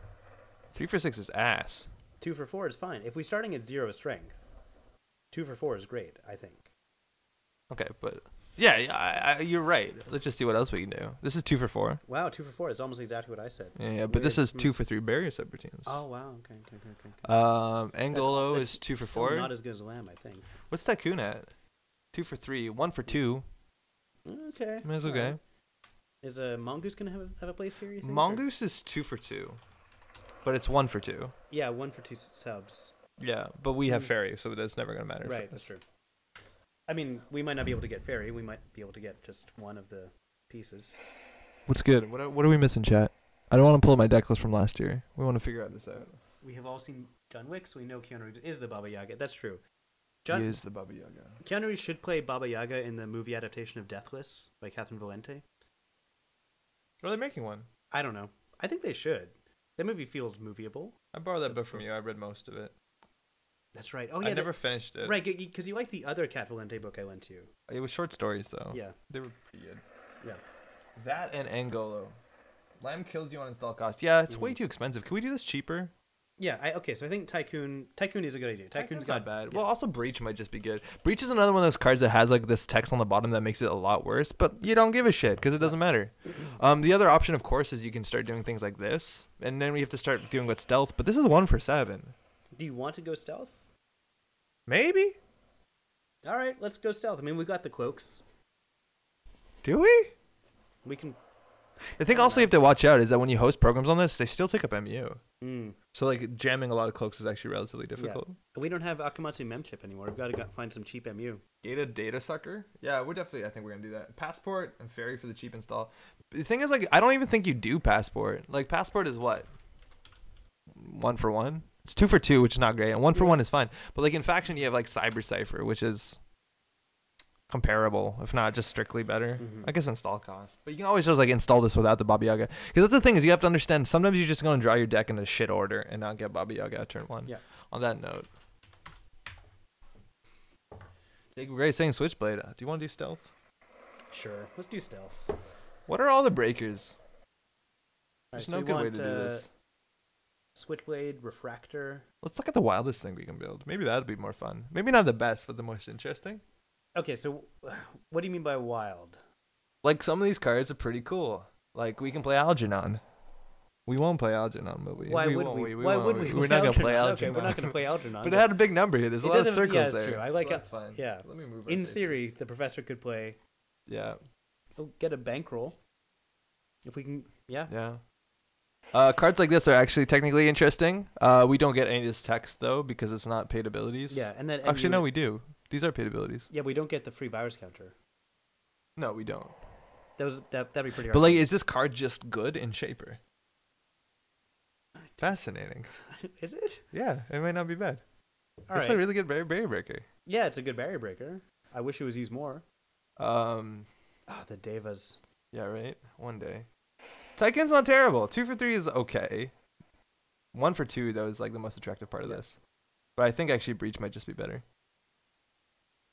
We're gonna get nowhere fast. Sorry, chat. But are we really counting on getting things in the right order? Was the conversation to not do stealth? Yeah, largely. Yeah, we are counting on doing things in order. Trope is something we can play. Tracker is something we can technically sort of play. This came up in chat earlier today about playing this in a pirate deck. For 2 influence. This card is actually like super unflexible. It's the first subroutine. A lot of times on ice, the first subroutine doesn't end the run. Yeah. Like Grappling Hook is the same influence as this. Maybe you have influence left over, but I doubt it. Takobi you can't use on AI, so it doesn't work with the Yaga. We'll just start putting things in our cart, and then we'll take things out of our cart. Yeah, that makes sense. Server is kind of cool. I don't think we're going to make use of it, though. Why not? Dude, we can make a Baba Yaga serve. Isn't that cool? I guess so. Study guide is not particularly good. No. Doesn't actually work at all. That's cool because you trash your Baba Yaga. That's cool. Fun, cool. This is one of the best cards to put in a professor deck. Yeah. It's really good.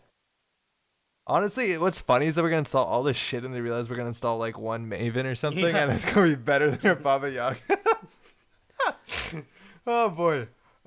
This says return Saker to your grip. Wow. Not Baba Yaga. We've broken the game. Bypassed Baba Yaga's. It's great. I feel like we want 3 of these. That's probably gonna be helpful. Boy, we need a lot of MU though. We're gonna need some MU. Refractor's really good. If we're going stealth, yeah, we would do Switchblade. If you're going to Stealth Town, go in a Stealth Lincoln. Yeah. Reaver's cool. Reaver's a card. We don't have a restricted card yet. And there's a chance that we can just play like nonsense garbage and then just pawn shop most of it. Because we already have Sahasraras. Like, do we want to deal a pawn shop deck? We're doing so many decks. This really is a Frankenstein. Yeah, but we're meant to. But like, it makes sense. Like, Frankenstein brought in. I never read Shelley's book, but like, boy, I haven't either. Like I should have. Required reading and all that. Sort of like a sci-fi expert, but. So the idea is that like we bring in all these things from the dead, and then we sell them constantly, but we keep what's the best. Like, I think Frankenstein's monster was made out of like primo parts. Oh really? And all the Garbo parts. Okay, back out. Sure. Wait, so he was selling off. So he's grave robbing and selling off parts, but keeping the best parts. Yeah, for meat. Weird. Wow. We should do a Metro Grid book club one of these days. Oh boy. No, I'm in 3 book clubs. I could not. No, it's a lot of book clubs. Do we play Plague? So things like this are actually kind of fascinating because any subroutine that keeps its strength to the end of the run is really good because then we boost Baba Yaga once and then we're good forever. Yep. So that means that we kind of want to either play Snowball, which is not legal. Inti has the worst boosting sub, so that kind of leans towards the Gordo Blado. Yeah. Or Battering Ram. No, Battering Ram doesn't work like that. Battering Ram is slightly different. No, Battering Ram works the same. I thought Battering Ram, every time you break a subroutine, you get strength. You're thinking of Snowball. Pheromones is actually, so Pheromones was one of my favorite cards in Professor for a long time because you used to be able to combine this with Personal Workshop. Yeah. So you used to be able to like sneak door beta and during the run spend like the 9 credits on here because nobody wants to purge of Pheromones in Professor and install everything for free. Yeah. It's really cool. And Clone Chip, mind you, came back. This card is worth considering. Okay. What's Persephone? It's a really interesting mill card. Oh. Unfortunately, all the paid abilities on it are just absolute trash. Oh, yeah, I remember. Yeah, I didn't play much of the Mars cycle, so. So that's the thing is, like, so say we decide that Cyber Cypher is better than Passport. The fact is we can play all of them and then, like, build it in whatever Baba Yaga order and then just keep pawning them. Yeah. Like, we have... Oh, my God, we just keep pawning them. Yeah, like we have a fluid rig, right? Yeah. Like, we install an Inti turn 1 on our Baba Yaga and it'd be like we'll upgrade this. Yeah, like Baba Yaga's making... The house. Yeah, making a house and... Can you host Paperclip? Oh, what about the current that lets you keep strength? Says Rain. Is that like System Seizure? Yeah, that's System Seizure. Frankenstein's a pretty decent book. Dracula is disappointing. I heard that Mary Shelley's The Last Man was really boring. My book club did it when I wasn't there, and no one liked it. But I'm looking forward to reading Frankenstein one of these days. Who wrote Frankenstein? Mary Shelley. Oh, fuck. I mean Dracula. Bram Stoker. Oh, yeah, right. Do they do anything else? I mean, like I said, Shelley did The Last Man, and I can't remember what else she did. I don't know about Bram Stoker. Is something like a paperclip or are those worth it? Yeah, this is what I was considering. Is that paperclip's ability honestly isn't the worst. Oh, I was checking if whether you can install paperclip on Baba Yaga. Can you install from heap to host? When you host, you may host any number of programs on Baba Yaga. I think so. Because hosting is not ability, installing is ability. So you can install and host on Baba Yaga. Yeah, so that's fine. Okay, well, we played that. It's proven to be a good card. Yeah. Play Tomb Precious because we can sell it. Yeah. Panchatantra. Not that useful. We can play one of them. It'll increase our hand size by 1. It'll be so important. That's true. Nyashium. I mean, we have so much MU taxing right now. Yeah, that's going to be a big issue to MU here. Infer. Its ability won't be Yagd. Nanotech, mind you, its ability won't be Baba Yagd. But it's just a good card. Yeah. Muzazi is not. Multi-threader is like, oh god, such a boring card. But like, Yeah. It's technically good. if you get that on Baba Yaga, but then you're already 3 MU in, so good luck to you. System Seizure can be a good backup for when you run out of Dean Listers. Oh, Dean Listers. Not. I thought Dean was like an adjective to the word Listers. You got any more of those Dean Listers? SSC. Oh, Piox, what's up? Cash and Harbinger. I think we'll get there for sure. 100% one day. Compile seems sweet. We can play David. Mick Ultra. The MK Ultra. It's a trash card, but like we can reinstall it for free every time and pawn it. Yeah. Infinite value. Misdirection is a good card. Mimic. Oh god, are we gonna play a 100-card deck? Why do we? Okay. Why do we need it? That's a good point. Why do we need it? And we're not gonna play Maven because what we're gonna find out is that Maven is better than the whole deck. Yes, absolutely. So we're not playing it. Okay, what are we doing about MU though? Like are we gonna have leprechauns and the Deg Deers? Mm-hmm. And have those. Oh, Netchip. You can do Netchip. Oh, Netchip. Wait, how does Netchip work with hosting hot on trash. hosting? No, because you install a card on Netchip, so it doesn't work with Yaga. Okay. It's Damon's all the way down. Right. Yeah, I don't know if you can do that. So we definitely want some leprechauns. Oh my god, we're gonna have the most fragile, stupid rig. Cash and Harbinger makes sense if we're already doing an Aesop's Pawn Shop deck. This is getting put one of these in there. It's so bad. You put 3 of these in there. Okay. No, okay, Kyobana makes sense actually. Yeah. Yeah, I wanna. Interestingly, you can host this on. Whoa, is this bad? No, you can. No, that's really good. 0 like credit this. for a Sentry Breaker. I yeah, like this. That's cool. No, that's perfect for Baba Yaga. Actually, yeah, that's pretty good. I like that a lot. Wow, Ika Yaga. That sounds like a. She would cook with squid ink. Yeah, I guess so. I don't know. I don't know. Maybe. I think she's got like a flair for the dramatic. Yeah, this is like technically a card. Man, I want to do that, but it's probably not worth it. Okay. Okay, so hear me out. We get that paid ability, but it's already like 7 strength. So we just pay 6 at any point of D-Res Ascendancy, but we boost it with something else. Wait, sorry, I don't understand. Okay, so the problem with Flashbang, why it's shit, is because because 6 is a lot of money, but more importantly, that 0 strength is the problem. But if we have a really efficient boosting subroutine, like a sharpshooter or a switchblade or something, and then we flashbang it, we're not like it's the cheapest flashbang in the game. How much does this install? Oh my, never mind. You have to play FAM. I guess so. No amount of fast we can put in this deck. Ngolo is good. Doesn't seem good. We're probably already at 49 cards. Yeah, those are good. And about 48 MU, I think. Yeah, we haven't added anything else. Okay. We're getting there. That's not a bad ability. We've got like 3 other Sentry Breakers right now. This is just good off the Yaga. Yep. So we're gonna pare things down. Okay, well, we need cash, yeah. Oh yeah, we can only do 1 cash. Yeah. It's okay, we'll sell literally everything else.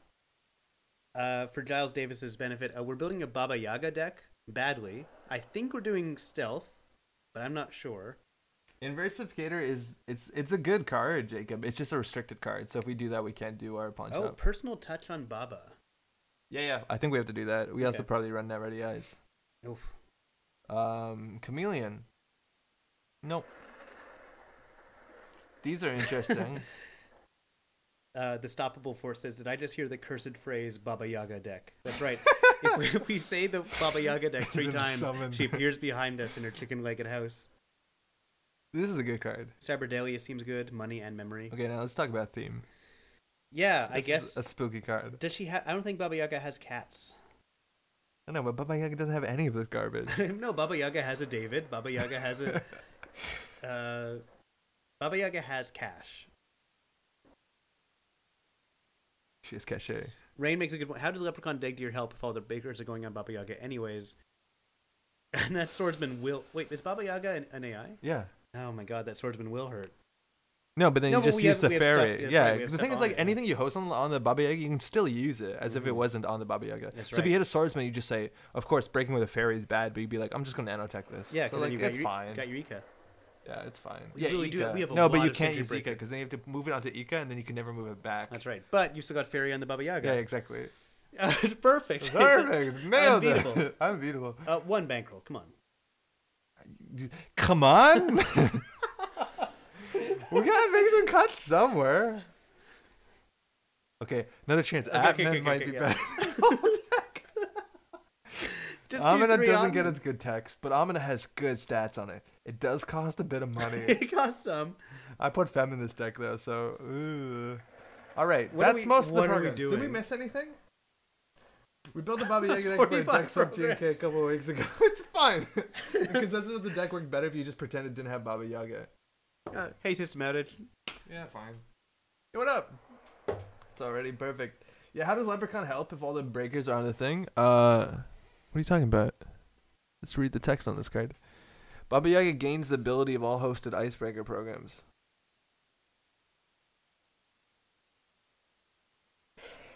What, did you make some realization here? Yeah, what's going on? That lightning was really well timed. Okay, let's go add some other cards before we add cards. So the issue also, okay, like, Wait, can I just check something again for chat? Can you guys actually hear the lightning and thunder? Or again, is this just for our benefit? We've got the phone right underneath the speaker, and I think only we can hear it. Is the lightning still going on? Because I'm tuning it The lighting is going on. It is going on. Your eyes are so fucked. Yeah, right? This one's fucked as shit. Jesus. You know, it actually really is bad. Yeah, it's not good. I'm gonna put these drops in. Yeah. Okay, so, okay, there seems to be just barely. Fuck. Syncopate, what's up? Don't worry, I'll crank this shit up. As loud as she goes. It's going. You must hear that. Yeah, no, I'm sure they hear it now. Okay, cool. Jacob's saying imp. I think we got to that point. We have an imp. We got it. Holy shit, that's loud. Okay, welcome to Spook City. Okay, so Professor. The thing about Professor is Professor has one influence, and there's a lot of arguments about how you use this influence. Let's talk about a couple of the options. Yeah. Stim hack. Wait, hey, okay, Stim hack, yes. Stim hack. Now, Stim hack is honestly pretty good. Yeah, another cash. Another cash is, to me, mediocre when our deck can sell literally everything. Yeah. But honestly, not the worst. Rebirth. Yeah, that makes sense. Because, like Valencia, Professor's benefit is at the start of the game and never is beneficial later. And so that we can rebirth into Isla. Yeah, exactly. Perfect. But no, if we rebirth Haley, it's like technically value. Yeah. Is there a DJ Fenris target that's good for the Professor? It's actually really funny if you play Steve Cambridge, because there's never two of the same cards. Oh my god. It's always two different always cards. giving the corp. It's always like, I don't fucking know. These are both trash. How do I compare a Dagdeer to... Yeah. Gonna add Diana onto this? Yeah, two of them. Who is Diana in the fiction of the game? It's like the god. It's like Mars. It is like the goddess? Yeah. Okay. Is Mars and Diana both Roman? Yeah, because Artemis is the Greek version of Diana, I think. Okay, cool. Yeah, so that's probably it. Absolutely bedtime for me. Good night, Lamil. Sleep well. We gotta figure out how to build this deck. I guess we do. Let's do it. Oh, that's your phone. I found it. Oh, sorry. No, it's all good. I just didn't know I was on. Okay, so by the time we're finished building this deck, do you want to do news or? Yeah, right. I don't think Nisei said much this week. No, like I think GNKs are for sale. Yeah, GNKs are for sale. The images are up. They released the rules document. Oh yeah, it's pretty big. Yeah. Pad Tap got a lot good. Sound is perfect. Excellent. It's been like this the whole time, by the way. Yeah. Good that you asked. Okay, we've been enjoying it. Yeah, it's been really good. Yeah. Okay, let's get everything else in here that we need. So Sure Gamble's pretty good. Scavenge is like, it's actually not that good. It's good to get things on the Yaga, but it's specifically kind of bad because we want to pawn shop our shit anyways. So probably not worth it. Definitely want Clone Chip. That's good. We have 3 self-modifying codes. Let's just do some basics, like 1 copy Bath, maybe 2 you want. We can't run Turning Wheel, so multi-axis is actually going to be a huge issue. Maker's Eye. So is indexing better? Oh, yeah, indexing, right. I don't know. They announced a new core coming out. Oh, that was last week. I think we talked about that. Okay. Yeah. Every DJ Fender's discussion, probably Steve Cambridge. Yeah, largely. Yep. Yeah, largely. Okay, that's a Shaper deck, right? So let's see what it draws like. We're at 59 cards. That's not that bad. So, again, we have way too many icebreakers. We've got, like... Yep. We have way too much of this. Put, like, we need MU. Diesel so we can make sure to get stuff. And... Okay, so we need to be able to draw. So, okay, let's do fundamentals first. So, we have a lot of shit to install. Modded makes sense. Diesel's definitely necessary, but we need more draw cards. We 100% need more draw cards. We have currently 4 draw cards in a card. 3 Diesels and a Reaver. And that's all situational. Wait, we have Reaver? Hell yeah, we have Reaver. How did Reaver get in here? Well, because we're a pawn shop deck. Oh, yeah, okay. It's really good. Yeah, Also clone ship and SMC. Beth, sort of. Beth, sort of. So I think this is the kind of deck that either you want to go for Proco or if we want to draw more, which I think we actually probably want a bit more economy. The other option is the Laguna Velasco. But I think 3 Proco is good. The cool thing you'll notice is that this image is very similar to that image. Yeah, so interesting. Wow. Interesting how they did that. Oh, it's the same. It's the same artist. It's the same artist. Wow, you know, some people. Actually, it's not even the same artist. No, it is the same artist. Yeah. Okay, so. Why would you doubt me? Yeah, it's cool that they drew 2 characters like that. Okay, so I'll do that. MU. Okay, we've not added. Okay, we haven't added MU. Okay, Cyberdelia.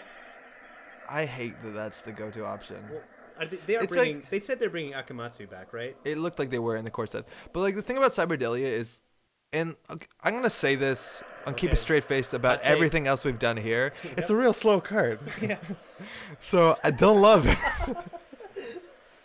All right, but we need it. Yeah, you're probably right. Net chip doesn't work really well. Here's the thing: we put 3 Leprechaun and 3. Yeah, we don't need those. Deer. We don't need all 6 of those. No, we don't need leprechauns. Yeah, we can. Leprechaun's only good for SMC. Yeah, I think just put in the one. Everyone's asking MU. Yeah, MU is probably important. Dinosaurus can't host an AI, so we can never Yagasaurus, but some other good options. So what's some cheap MU? Like there's Maya. Astrolabe seem like to go to. Fucking Astrolabe. I hate that this is still the go-to console in large shapers. It's so cheap. And it does nothing now because the meta isn't degenerate, and I'm complaining about that now, apparently. Yikers. Is there anything else that's like a real hot in here? We were talking in chat before. We gotta do 3 of those, I guess. But in chat, we were talking about putting, I honestly don't know how much MU we're gonna need. Oh, we can put dedicated professor in there. Non-AI dedicated professor 2 for 4. Otherwise, pretty good. Oh, that actually works on Baba Yaga. No AI. No, but you install it on one of the icebreakers on Baba Yaga, and Baba Yaga gains that text.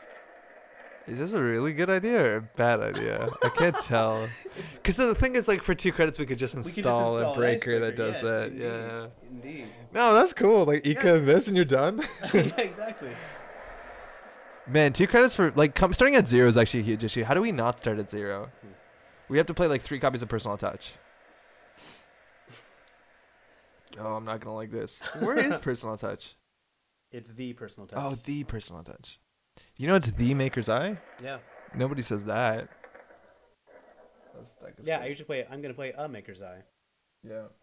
Compile to get stuff. Test run's also an issue. So the thing is, like, compile doesn't get stuff. Yeah, compile plus scavenge maybe, but we drop. But that's scavenge. we don't want scavenge.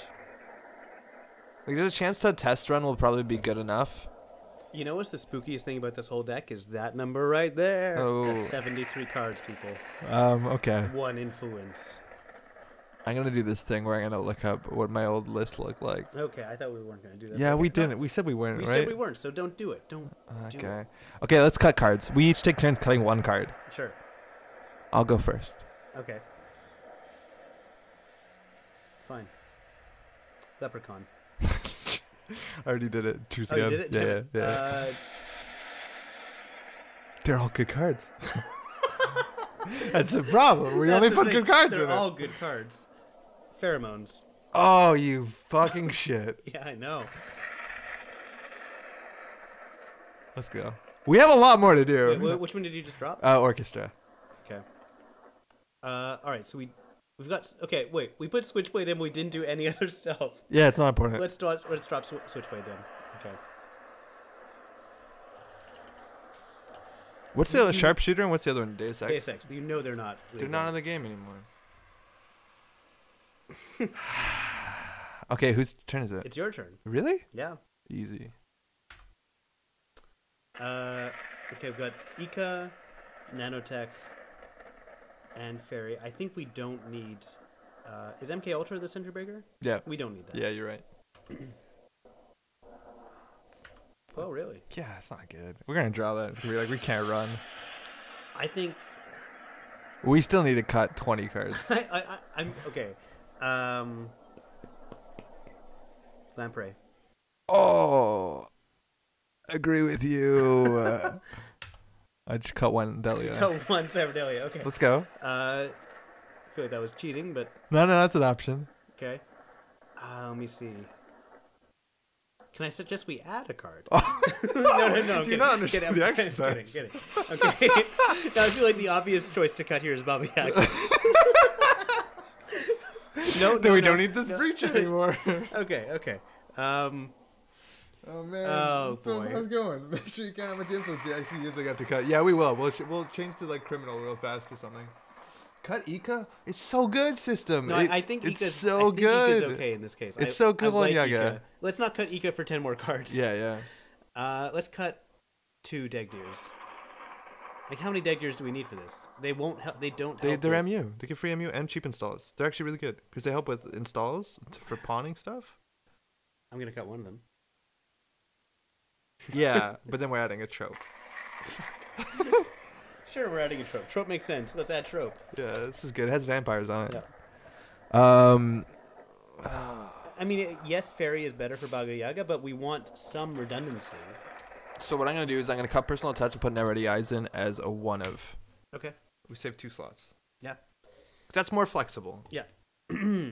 Apathy, what's up? How's it going? Welcome aboard. Things got a little out of hand tonight. Not yet. Yeah. We don't have the deck yet. Yeah. So do we cut Gordian? Because its +1 strength remainder of the run is really powerful. Right? It's our best. Yeah, no, we keep that. It's a good card. I think the Angolo is trash. Yeah, I get Angolo's like too expensive and doesn't give us enough compared to the other useful abilities. 2 for 4 is good, but we have breach. We have other 2 for 4s. I'm gonna reach over you 1 second. All right, it's your turn. 61. Chad, if you want to pipe in about this, is good. Cyber Cypher's probably not that important. Oh no, we're not playing this. We need to draw our workshops for that card to be good, or our pawn shops. Yeah, they're saying cut Cuban. Do y'all know how to have fun? Yeah, we probably should cut them. Yeah. Well, they help a lot with the Yaga. But they are economy, but they're also MU, and like we have so little MU to spare. Oh, MU is gonna be a huge issue. Yeah. Okay. You cut 3 cards. Fuck, man. You serious? We'll lose to fast events. I'm fine with that. Oh, you cut Clot? Yeah, I was wondering about Clot. Yeah, for sure. Well, the thing is, like, every professor runs Clot. Like, we just keep a clone chip on the table, and they'll never fast advance us. We have the benefit of the psychic warfare other professors have already. No, you run Clot, professor. Thank you, Neil. Periscia, who runs assets? Periscia was largely a pawn target. Yeah, it's probably a pretty weak card right now. Yeah, I'm not so sure about it. Like, yeah, it's 0. It's 3 credits, basically an easy mark 1 turn later. Yeah, it's not good. Yeah, I'm No, I'm fine with that. All right, 9 more cards. We don't. If we're doing a pawn shop list, we don't need Sure Gamble. That's so wrong. Are you joking, right? I'm joking. Okay, good. Thank you.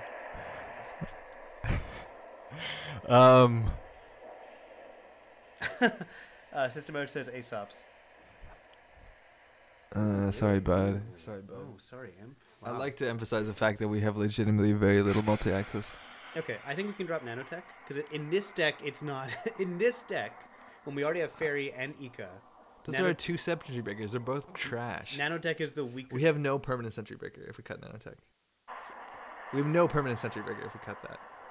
Okay, so the plan is to run Baba Yaga and also other Ice Breakers? The thing is, yeah, 100%. Because you never draw them in the right order. You never do. Right. Like, we can't be like, we're not playing Fairy, we're not playing Ika, we're not playing Nanotech until we play Baba Yaga. Like, you just smash the Nanotech and run. Yeah. And then eventually you play the Baba Yaga and then you pawn it and then, like, clone chip it or some nonsense. Or trope it. I don't fucking know. But no, you need... Like, now we still have 3 Sentry Breakers. We got 1... Yeah. 2, 3... Yeah, that's good. How many Barrier Breakers do we have? Literally 1? 2? 2. 1, 2. 3. We have 3. We have Paperclip, too. Yeah. Cash and Harbinger good. We got Cash still. That one's better. But the thing with Harbinger is, like, we need to draw 3 your Proco first. If we can get a smaller deck down, you know what? Fuck it. Remove Misdirection. Yeah. Wait. Oh, actually. Okay. No. Okay, no. We're already going to lose to a kill deck or something. Like, no, we don't have to. Pawn Shop Misdirection is really hard to kill out because you always have the money. Okay. All right. 7 more cards to go. Switch Nanotech for Mimic. It's cheaper to install by 1, but it doesn't boost. That's no good. And System Seizure would be cool. I don't know. Purple Kurtz agrees. Harbinger is spooky. We need spooky cards. Well, okay, we'll get to 44 cards. We'll put Harbinger in. Can you see what this draw is like? Okay. That's shitty. All right. That is shitty. You're right. So that's hot trash. Okay, now we're not talking. Okay. Now Now get a Baba Yaga. Draw 3 with that diesel. Hit that 3. Okay. We literally don't have money.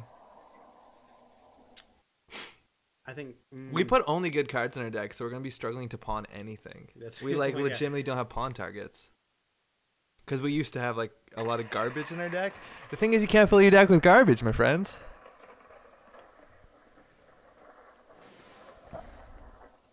Check this shit out. Yeah. No. We don't have the MU. We don't have the MU. You know we don't have the MU. Bless you.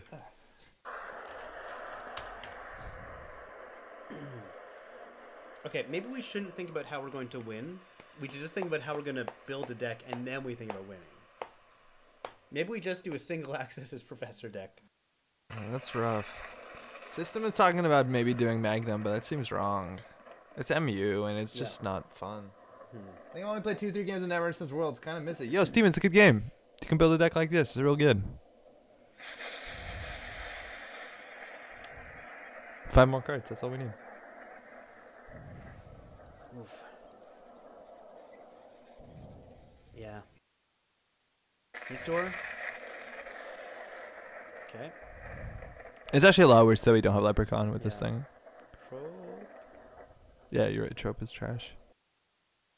Okay, so if we mulligan here and we draw a pawn shop, we have a good deck. Oh. Look how good this opening legitimately is. That's actually install this, draw, install this. Oh, draw, draw. So good. Right now we have a very good... good. No Baba Yaga. We haven't drawn any influence yet. Look how long it took us to draw our first influence. Well, we honestly don't have that much influence in this deck. No, we have not spent...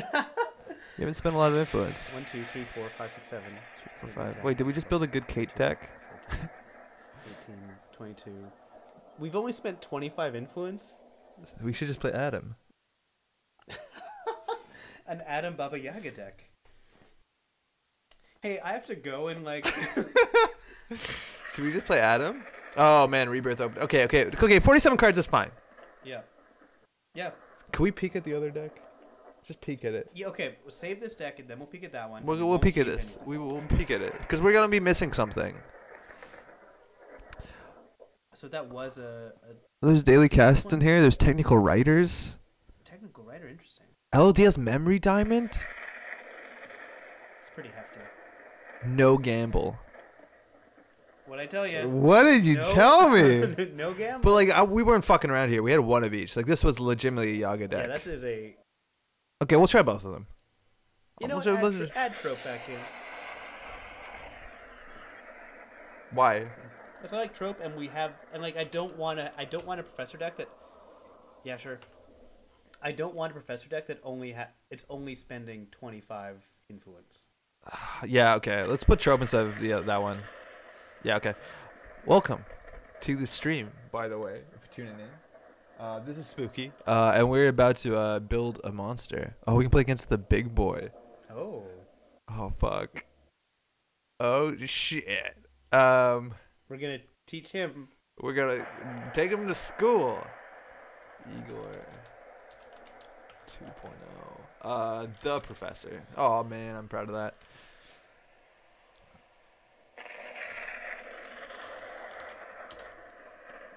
So maybe you've been watching for a while. Maybe you've been just tuning in. If either of the cases, you're probably wondering what's that.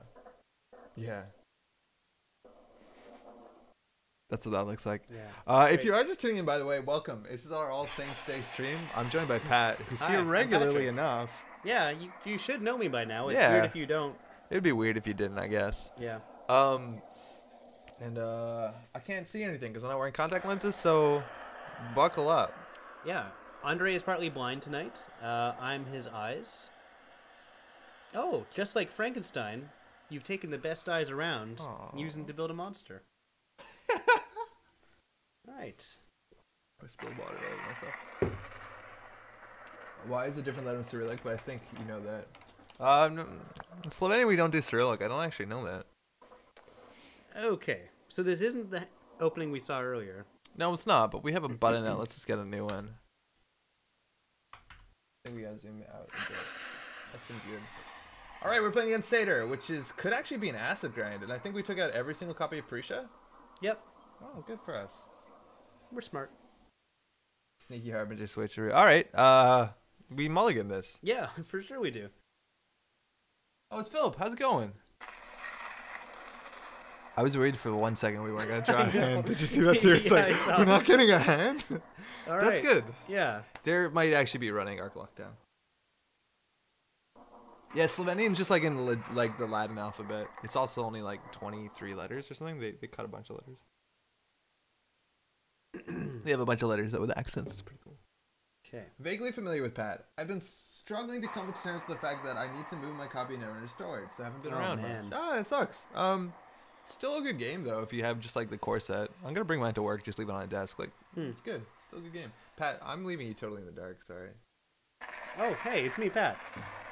All right, so we've got a pawn shop. We've got a Dag Deer. We've got passport here. Do I draw? Just draw. See what we can build. Yeah. Draw one. Oh, we're good at this. Install. Click. Yeah. Yep. Yeah. Cool. Oh. Well, I think we should have thrown paperclip out. That's fine. Oh yeah, that's true. We have nothing to pawn. Look at those skills. We're good. So that's a Maryland. It seemed like a Maryland. They could be full asset spam. They didn't ice HQ. It might be good to go in. Now, if we do steal things like a Kawa project, we lose a click. It actually probably is the deck that we want our Parishas in. Fuck us. All right. Yeah, take clicks. We're not going to pawn the Proco. Because it saves you a lot of time. And we have 3 in the deck. We have 3. We have 3 in the deck. Why do we have 3 of those? I guess we want. You want no, to turn one, yeah.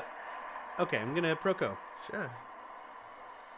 That's good. That's gonna be good in this matchup. It's gonna make the Proco real awkward. Yep. Gonna draw again. Lifetime Netrunner. Yeah, I haven't done that in a while. It's real good. Just gonna install the Astrolabe, take credit, and throw out the paperclip.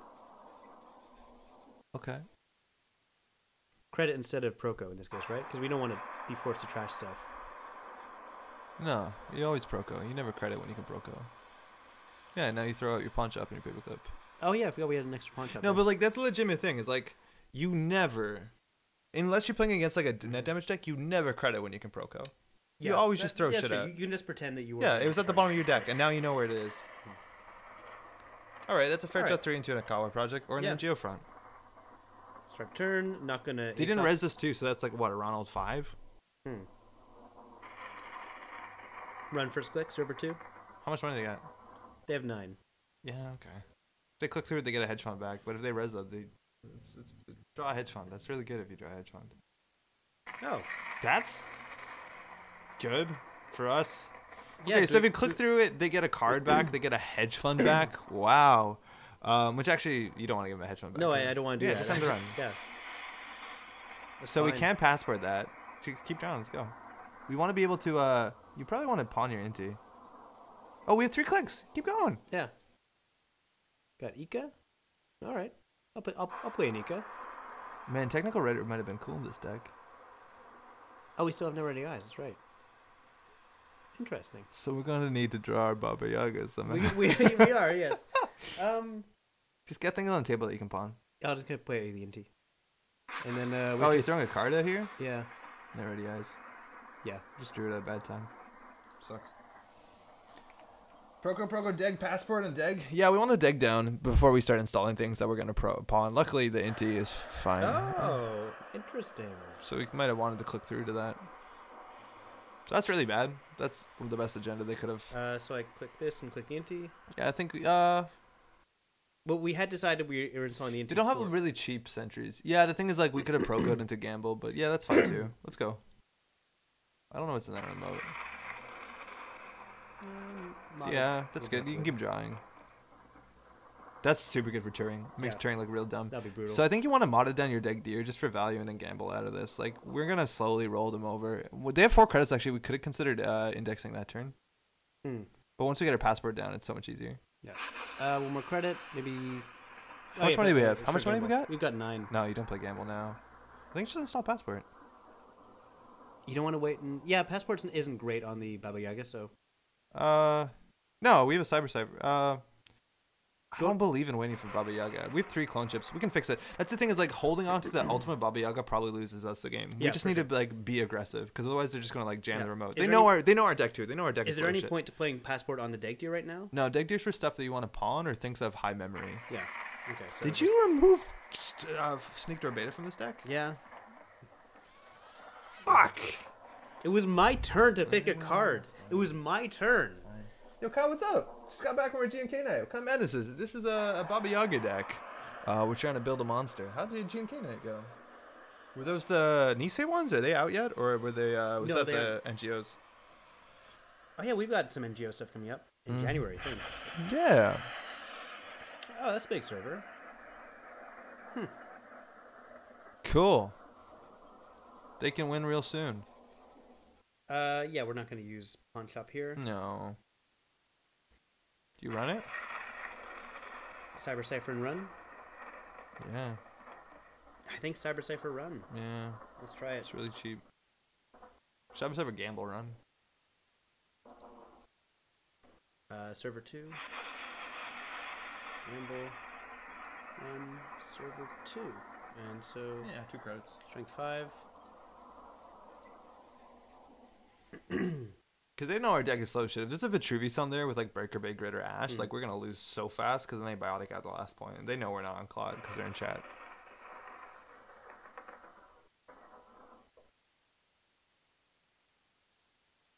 Nexodine. I should build another Nexodine deck. I like Nexodine a lot. Went 3-3 with Nexodine Leela. Yeah, that's good. It was fun. It was Ronald 5. Cool. So we don't trash many of this stuff. That's the reason why you run last click. So just access things. We'll find an agenda or something. Yeah, it's good. Let's do it. We needed that.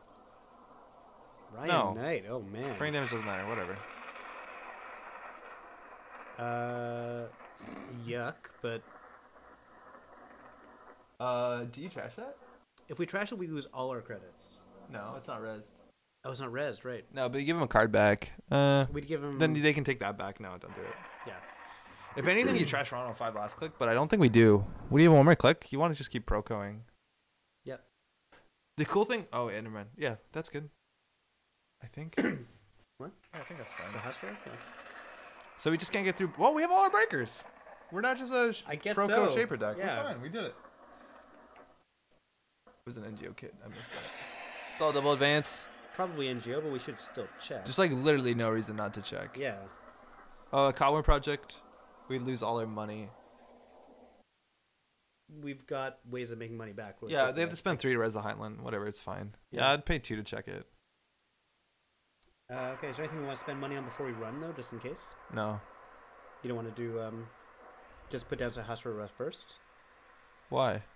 Just so we like, if we think we're going to lose all our money anyway, might as well spend some of it now. How do we lose all our money, though? That's what I'm trying to figure out. Heinlein plus Ronald. Or Heinlein plus Ikawa. But then we can choose not to steal it. Why would we not steal it? No matter what, I think we Proco first. Alright. We might as well see what we can do this turn. Proco. That's good. So if anything, like a better player thing is put the SMC on the deck deer, so before we lose all our money, we can like SMC install some shit. That's better than the Prisha. Right? To be like, you want to lose all your money? Be like, okay, fuck you. We're installing Gordian Blade. Let's go. Sure. Or Baba Yaga. Maybe. All right. Okay, so yes, put this on the deck deer. Yeah. No, you click on deck deer? I think it's the second one. Host install program. Yeah. Cool. You do the third one. Okay. That's fine. Can we install Sahasra? You don't want to run that last click because of Ryan Knight. That's true. Go. Yeah, do it. It's 2 credits. Yeah, server 2. I agree with Pap. How's it going, puppy? I think we found a better one. Congrats on your just a cheaper deck. Notice how well it works better with a Baba Yaga. Just you wait till you see our final form. Yeah. Let's go. Thinking, eh? Good. Very good. We have no clicks to lose. What's Ryan Knight to res? Like 2 credits? So what are they trying? Are they trying to brain damage us in a deck? Is this a brain damage deck? I feel like the brain damage is incidental. Yeah, right? It's just like value. Okay, it's not geofront. That's fine. So we do shit. Don't touch none. Don't touch none. Do we jack out? Technically, you're not allowed to, so do access. No. just want to double check. So Yeah. usable under when. Oh yeah. Okay. Yeah, no, No it's action. fine. And No. 9-1 grid is 3 to res. No action. Oh, okay. So we have a click left. I think we just keep procoing. All right. Very good. Yeah, we're really in Spook City now. Yeah.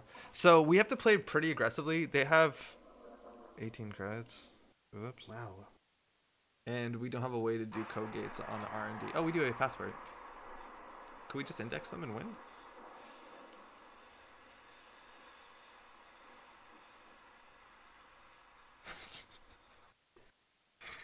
Doing biased reporting. Choose any number of cards. Oh, biased reporting. What? This is heavy tech against our deck. Choose resources hardware program that runner may trash it. They have infinite credits. This doesn't matter. That's actually, I don't know Yeah, if so they play that. yeah, Because we now they don't- have 0 cards in HQ, so now there's no point running.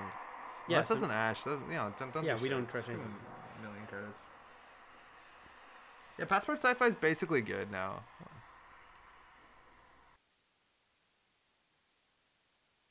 Is the program done? The Thunder program? Yeah, I thought it was done. It's never done. Take Storm clicks. is eternal. We're never gonna play Baba Yaga, are we? Likely we won't. Okay, are we gonna indexing R&D first click? How much money we got? We've got 9.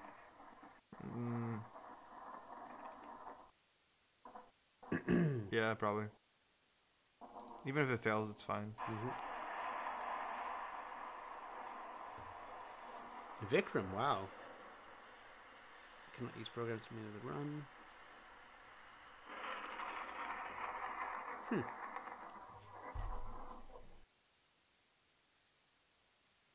Well, we can take some brain damage. Yeah, we And then we can run again and quick. Yeah. But like- then they put a card on top of their deck and it fucks the indexing up. Oh, that's right. They're going to put the card on top of their deck. Yeah. Hmm. You can always ferry it. Do we have... I think no matter what, yeah, just Yeah. let this fire. Yeah. Yeah, the first subroutine doesn't matter. Unless we want to pop SMC now for some reason, but I don't think we do. Why isn't this deck on Technical Writer? Because we fucked up. It's a 49 card Professor deck, so... yeah, It should be. It really should be. I looked at the original version, which we'll probably also try tonight before playing this. Wait, do we have Link? No. Oh, I thought it said Link. Okay. Of course we don't. Hey, they kept their Eco. That's really good. Yeah, we still want to do the replacement effect, right? 100%, yeah. Ooh. That's a good card. That's a good card. Yeah, so we've got 2 agendas in there. The IPO doesn't matter at this point. Yeah. Ravana is annoying. So bury Ravana, because it's worse than FC2. Okay. Yeah. Okay, then do FC2. Hold on. Do agenda, IPO agenda. Agenda, IPO agenda? Yeah. And now run back and ferry it. Okay. So run back and, yeah. Ferry it. R&D. This to... Yeah, Technical Writer would have been pretty cool, huh?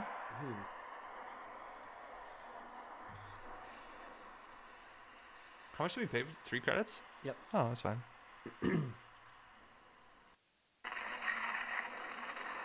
Okay, the last agenda is a problem. So now...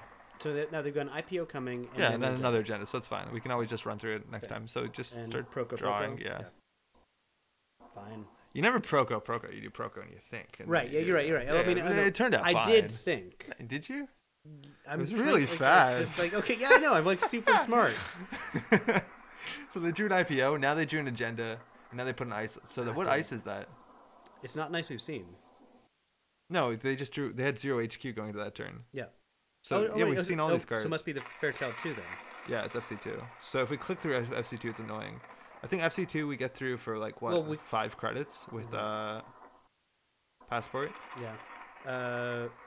What strength is FC2? It must be strength 4, right? I think it's strength 3. Well, it doesn't matter. Passport's gonna. Yeah. Yeah, it doesn't matter, right? Okay, so we know. Okay, hold on. Do we pawn our Dig Deer? No, we have SMC in hand.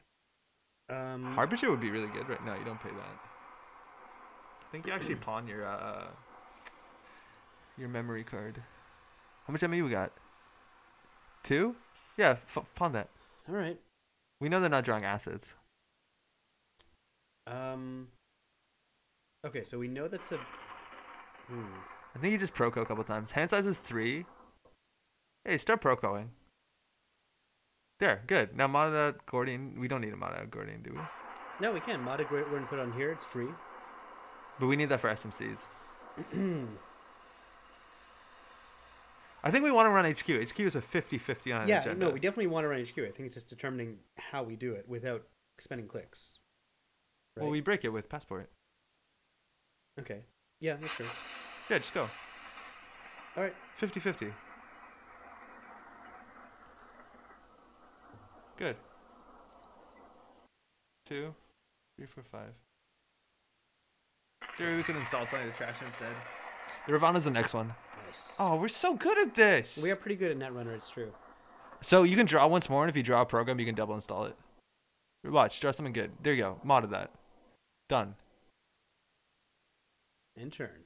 And 2 turn. brain damage, that's how we do it. That's how we do it. So the next card they just drew is a Ravana, and now the top 5 of R&D. Is new. It's brand new. And 5 strength for Vikram. They drew 1 unknown card. Yep. All right. We also can get through Turing for what it's worth. They played an IPO, which we knew they drew, so now we know their hand is again 50-50. I don't think they're doing a good job 50-50, 1 new card, 1 exactly. Card. Yeah. But I don't think they're doing a good job of hand management. Like you saw the turn when they went down to 0 hands and they played biased for no reason. Like how bad was that for us? It gives us a huge advantage. Yeah. Well, we are now on game point and they're not, so we can just play the control game. Yeah. We need to find stuff to pawn.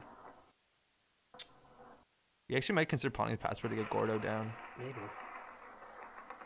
Not now, though. Anyway, yeah, I'm going to Proco first. All right, well. Wait, do we win? We have a big chance of winning here, unless they are actually running the bad one, the Aqua project. No, okay, so here's we indexing first. We just let them do whatever. Everything. And then we run again, and if there's an agenda, we use David. Yeah, exactly. Yeah. But how many clicks do we have? We have 3 clicks. So first click indexing. Yeah, give them that. Then 2 more to work with. How many cards in R&D? 31. There's a lot of points still out of the game. Yeah, that's true. So 11. Yeah, half the points are out of the game. There's a good chance we whiff on an. Yeah, so we're looking at 5 cards out of 30, and there's only 9 more agendas in the game. Yeah. 9 more points. So it's not good. I'd wait. The chat most people is actually playing Baba Yaga. Oh, yep. we're aware. Yeah, we're aware. Yeah, I'm gonna. Yeah, keep drawing. Okay, good. So you want to get your SMC out so that we have things to pawn and things to install. So, yeah. The easier way is to click on that first, but that's fine too. You know how to fix it. Okay. Yeah.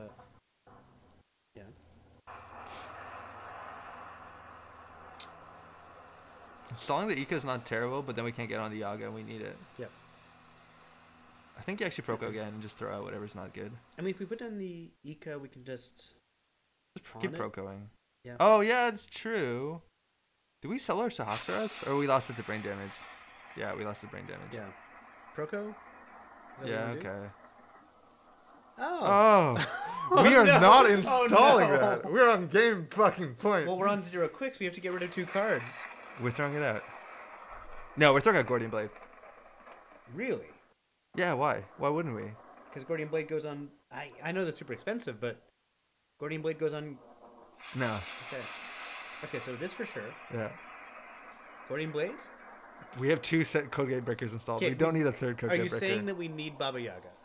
We have to fundamentally keep Baba Yaga. We can't throw out Baba Yaga. Okay. There's no way we can throw out Baba Yaga.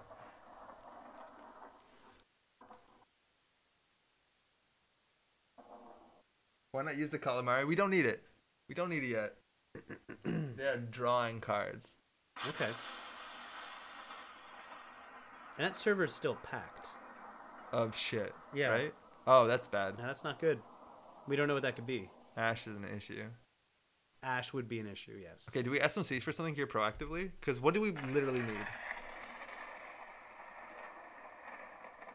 If we self-modifying code for cash, we gain 4 credits, and it's out of our deck. That'd be really funny, I guess. Do we SMC for cash? The other option is SMC for Harbinger, which is the same amount of money. No, it's 1 more credit, but it's slower. I think we SMC for cash. What else do we need? We have a paperclip. We have 2 code gate breakers. Mm-hmm. There's one more Sentry Breaker in our deck. Yeah. I think he SMC for cash. Okay. All right. SMC for cash. Do you know what we'd actually SMC for here? What? Sneak their beta. All right. I don't need that. You see how nobody else's archives against Schaefer? Like, we don't need the criticism here. That's fine. Strongbox is good in Seder. Yeah, could be Strongbox. Oh, Philip, mind if I take an extra cred? What? No. Oh no, we missed this person trying to talk to us. Oh yeah, sorry. You have to tell him to do it. Why did that come up?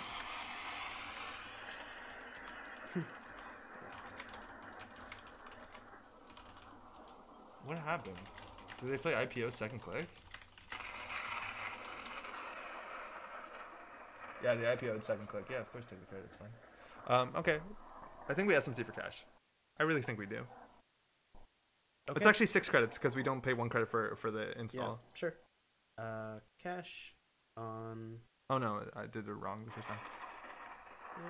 Then start turn, take the credits off of it, and pawn it. Start a turn, pawn it. Maybe Reaver was the right call. I don't know. All right, let's go. Let's go. Baba Yaga with Eco on it? No. We don't need it. There's no sentries. Okay, are we going to index this turn? Oh, no, wait, because... No, we need to run through that. Yeah. Well, we need to find out what this is. Maybe it's nothing harmless. I think you run through that with David and find out what that is. Run through with David? Yeah, so you can pawn David. Yeah, pawn David. We need money. Sure. We got to, like, do stuff. Okay, so run through that with David. Let's do it. R&D. Yeah. I guess it's 2 of them, yeah. Your 10 opponent. Oh, thank you, Kurtz. Yeah, we noticed then. Sorry, the light's in the way, and I just don't see much for no reason. This also could just be a Ryan Knight, which it seems like they want. So do the deck first. Card from deck. GG. Oh, that. Don't trash it. Read what this says. Put your mouse over round 05. Whenever the runner crashes a corp card, including round 5, he or she was a quick. Oh yeah, that would give them the IPO back. It just comes back, the austerity. So don't. Oh, that's true. It just comes back. Yeah, it just comes back. Disposable HQ. Really? Stop. Sorry, just when the runner acts at disposable HQ, you may add any number of cards from HQ to the bottom of R&D. Wow. This card is straight poison. There's not enough shuffle effects in the game. Like, they can just bury 9 points and then the game's over. They buried 2 cards? You're right. Like, they just easily buried 6 points. Yeah. Which means we have to play the game like there's 3 agenda points left. Yeah. And 30 cards. Yeah. I fucking hate disposable HQ so much.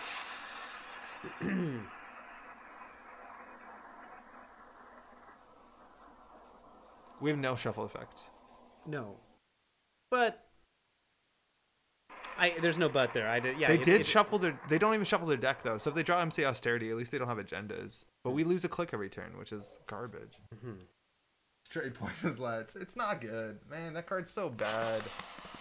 Like, it's a really good card. It's like just really bad for the game. Like, it's a corner for a lot of degenerate strategies. It's sort of like PU type stuff. It's like, oh, there's 12 points at the bottom of the deck. What do you want me to do?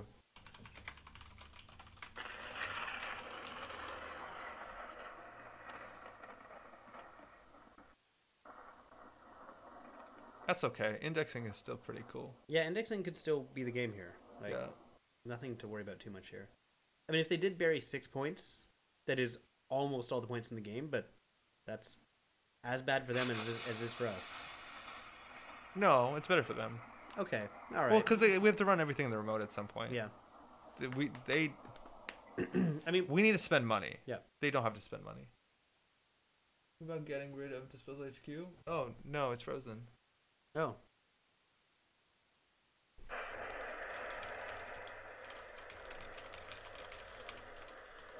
We'll just go ahead and close that prompt.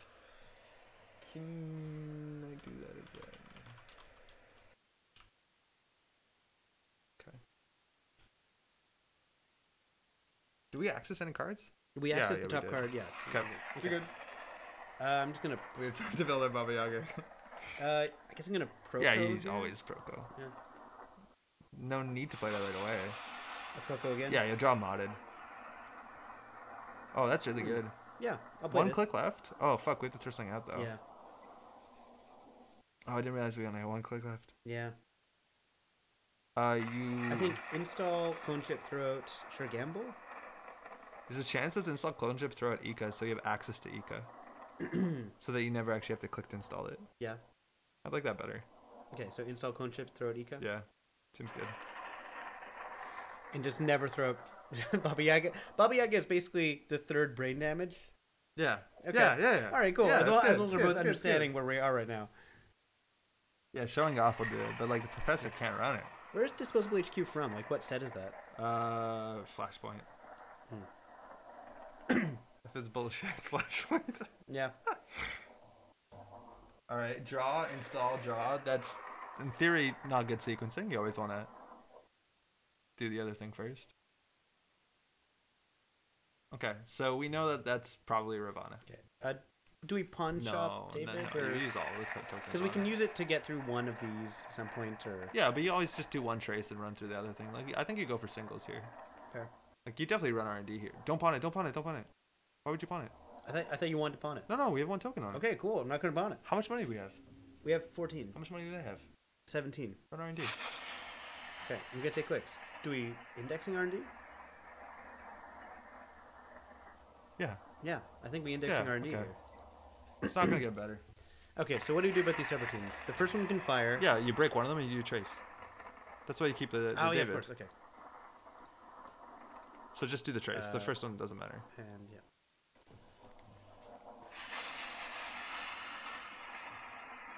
Actually, it doesn't matter if like you installed an ISC or something with SMC. That's kind of weird.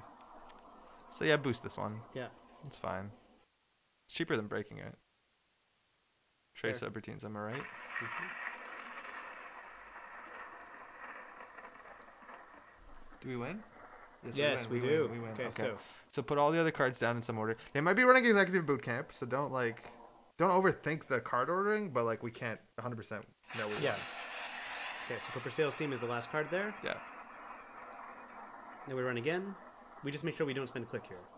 We just take the brain damage, right? And we win. Yeah, or we can just Ika. No, just take the brain damage. Or Ika. No, just take the brain. Okay. Just take the brain. It's more fun winning with 4 brain damage. That's definitely true. Let it all fire. Who cares? Is a new Nisei core set revision addressing faction boxes or just cycles 1 to 4? I don't know. I think they said that at some point they want to address faction boxes, but revised core set I think is just like cards that are rotating largely. That I think. We might lose the Baba Yaga if we take brain damage. Then how will we win? Oh man, that Baba Yaga is really good. No connection issues. Philip says. Oh, or it's flip? the perfect time flip. Oh, it's flip, not Philip. I thought it was Philip. Flip. Yeah. Flip. I don't know. Say test. I'll try to talk to them. They DC'd right before our last access. Rejoined. Oh, we got it. Okay, cool. Okay. Baba Yaga is sticking with us to the end. Do we want to? Yeah, you protect Baba Yaga. Yeah, we protect Baba Yaga. You don't lose Baba Yaga to brain damage. Let's overspend. No, definitely don't. There's no way.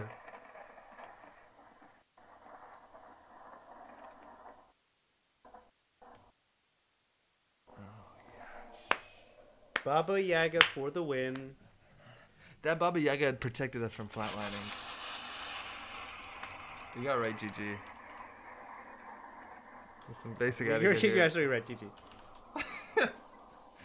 Undefeated Decklist, am I right? Oh my god, that Baba Yaga. I gotta put more eye drops in.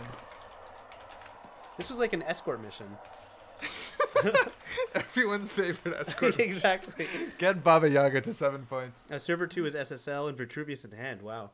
So what did they bury? What did you disposable HQ? Yeah, that's all the agendas now, right? That's every single agenda left. Baba Yaga cast a spell on us. And ice? I don't understand their HQ management. They manage the HQ in for really mind games. Okay, so like mind games is always a valid excuse. No, it is legitimate, but that's the thing is like there's no recourse to disposable HQ, which is a frustrating thing to me. Yeah. Like if they put them on the bottom of the deck, literally nothing we can do besides play with there being fewer agendas in the deck, which means we probably more camp the remote. Maybe that's good for them. I don't know. FC 1.0. I think that turn you went down to no cards in HQ when you played the biased was actually not great for you. The mind games did definitely work. Happy Puppy is right. Like the mind games totally worked on us. Yeah, it tilted. It tilted me. I think that's actually super valuable. Yeah, there's some value to but that. I was here to remain calm while yeah. you were like insulting me and insulting our opponent. And My eye is super bloodshot. That's all because of disposable HQ. all right, I've got to get going soon. Do you want to talk about the new rules? Have you looked through that at all? I have a bit, not a lot actually, but yeah, that's a good idea. Because we also know what Jacob Morris what his like rules interaction what his like when he joined Nisei, he mentioned there's a rules interaction that only he had brought up, no one else had brought up before, and so we now know what that was. That was a Dadiana Chacon and Sure Gamble ruling. Sorry, I'm just gonna answer this. No, go ahead. No, but please continue. Do you remember the ruling? Oh, it will be, well, Dadiana Chacon says when you go down to 0 cards in hand, 0 credits, you have to take 3 meat damage and trash Dadiana Chacon. When you place your gamble from 5 credits, you go down to 0 credits before completing the action. So I think it's possible Dadiana Chacon trashes the Sure Gamble. You're paying halfway through playing it. Yeah, I think that was the issue. Yeah, which is cool. Mm-hmm. The rules manual is like super comprehensive, and they've organized it, I think, in a more meaningful way. Yeah. I think it also looks like the changes have been like years in the like these are like a lot of changes that are. I wouldn't be surprised if Jacob was arguing for them to like update these articles in a way that they never got around to. Yeah, I'd say if there's one thing that I'm sort of disappointed by, it's that they included something about the heap, the runner's heap not having to be in a specific order anymore, which means that they are never going to design cards around that. Which is fine. Yeah, it's fine. It's just like clearly there was a reason way back in the day, but that stopped existing. So one of the big changes, I think they legitimized. So there was a problem when Pad Tap came out. Pad Tap says you only gain credits based whenever the corp gains credits, right? Mm-hmm. Let's pull up Pad Tap. And the thing is, like, people were realizing there weren't that many things that did that because all of like the recurring asset cards, things like Adonis campaign, things like Maryland campaign, which are pretty prevalent. You take the credits, you don't gain them. Yeah, you don't gain them. The wording is different because you take credits off of them to you. And now any card that has this sort of formatting is also considered you gaining the credits. Which means that it works with, so far only Pad Tap, I think that changes. But it makes Pad Tap a lot stronger for a card that's only 0 install cost, 1 influence. Yeah. Have we already done Pat Tap as the name of a stream? 100%. Yeah, for sure. Okay, cool. I think it was the first one. Yeah. Hey, cheers. Thanks. Yeah, Wyvern's the only one who uses it. And now Wyvern actually has text on the card itself. Wyvern, if you don't know... I haven't seen Wyvern in ages. Doesn't really come up because these have been discontinued. But Wyvern was a draft identity when they did draft identities. I didn't like this cycle of the draft identities because basically everyone played the same one because the Shaper one is just like constructed level busted. But this one said that you could reinstall... You can basically do recursion. I played with it once. It was actually kind of interesting because it made you want to like recur cards. There's some thought. What was the Shaper version? I can't remember what any of these do. It's Jamie. It just said like draw a free card. It was like at the beginning of your turn, draw a card. If you have more Shaper cards installed, just draw a card. Like, oh wow, yeah. Yeah, like that's if that was an ID in a constructed, people would play. Yeah, that's insane. Absolutely, that's so good. Anyways, the criminal one's also like laughably bad. It's the dude on the toilet, the inside job guy. Sergey, I think his name is. Maybe? Does he expose ice or something? If you start your turn with a tag, you can remove it. If you start your turn with the tag. What is it? It's not Sergey. I don't remember what it is. It's yeah, exactly, right? When you start your turn with a tag. Yeah. Boris. Sorry. Boris. Cipher. If you have more, when your turn begins, remove a tag. Why? Okay.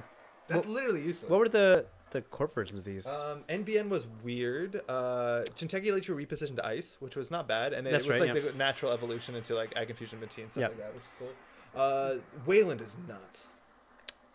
Wayland is synthetic systems. No, that's fringe applications. Yeah. If you have more Wayland cards res in either faction, when the runner's turn begins, place an advancement token on a piece of ice. So everyone would just draft ice walls, and by like the end of the game, they'd be like 12 strength ice walls. And there's nothing you can do about it. Shuffle one card in archives. Okay, so that actually was really good too. Yeah, this is powerful, and this is more powerful than than Wyvern. They're similar abilities, but this lets you choose the card. I've been playing this one before, and it's like I play hedge fund and nothing else, and then I just shuffle hedge fund back into my deck. Yeah, infinite hedge fund. And like the thing is specifically with what's it called, with draft, you have a smaller deck, you win and lose on 6 points, but like you had a limited economy, so recursion in a limited format where like if you're lucky to have one hedge fund in your deck. Yeah, exactly, of course. Like I just kept playing I think I had one restructure or something stupid, like just insane stuff. And then like NBN, I don't think it's good. NBN was give him a tag when you score an agenda. Oh, that's actually good. That's not bad. Yeah, that's not bad at all. Unless your opponent's playing Cipher. Yeah, right. Anyways, that was draft. Draft was kind of interesting. I like it better with just the blank IDs. Yeah, I do. I like draft mode a lot. In fact, in most games, I like draft mode quite a bit. Actually, when I was in Vancouver, I stayed a few days longer, and I managed to go to the Lion Pub and play with the regular Netrunner crew in Vancouver. I had a lot of fun. So about 8 of those people were drafting. Right? Yeah, they're drafting, but then afterwards we all played. Right, they were just drafting their decks for a later tournament. Oh, okay. But afterwards, there were like I think 14 or 16 people all told. That's super cool. A couple of people had also come out for Shucks. I played with a woman named Jen who was there from Edmonton. So I know there's also a crew in Edmonton playing Netrunner these days. Yeah, I had a lot of fun there. Super Got a lot of good games in. And was that a pub or? Yeah, the Lion Pub. It's right downtown, right by the water. Okay. So it was very close to the convention center and my hotel, as it turns out. Super cool. Had a good time. Yeah. I would definitely go to Shucks again, especially if it's in Vancouver. That was. It's always gonna be Vancouver, right? What's his name? Stepped down. I didn't talk to you about that. Yeah, Paul. Paul. Yeah. That's Paul. too bad. I was a big. I mean, I am a big. You're a big Paul fan. I'm a big Paul fan. I was a huge Paul fan. Yeah. And I've liked his writing elsewhere, so I'm sure I'm going to continue to like his writing wherever I find it. Just too bad he won't be on Shucks anymore. On Shop and Sit Down. Yeah. Play draft like recursion made Underway Reno crazy good. Fuck. Oh, Underway renovation, yeah, for sure. Yeah, you can milk someone out really aggressively with that. Yeah. All right, I should get going. Yeah. Hey, thanks so much for joining, Pat. Hey, no problem. Thanks for the spooky stream. Let's hope I don't get murdered on the way home. Is that too spooky? That's not spooky. It's just sad, right? That's just really grim. Actually, yeah. Well, never mind. Sorry, guys. Thanks so much for joining us. Can we mute this? Bye, everybody. We're gonna mute real quick. We'll be right back. We still got an hour in us. We're gonna play some more Civer. I can't see, so it's gonna be a bit dodgy. But I'm gonna mute the sound, so the lights will still go, but not the thunder. So we'll be right back. If you're probably wondering what this looks like.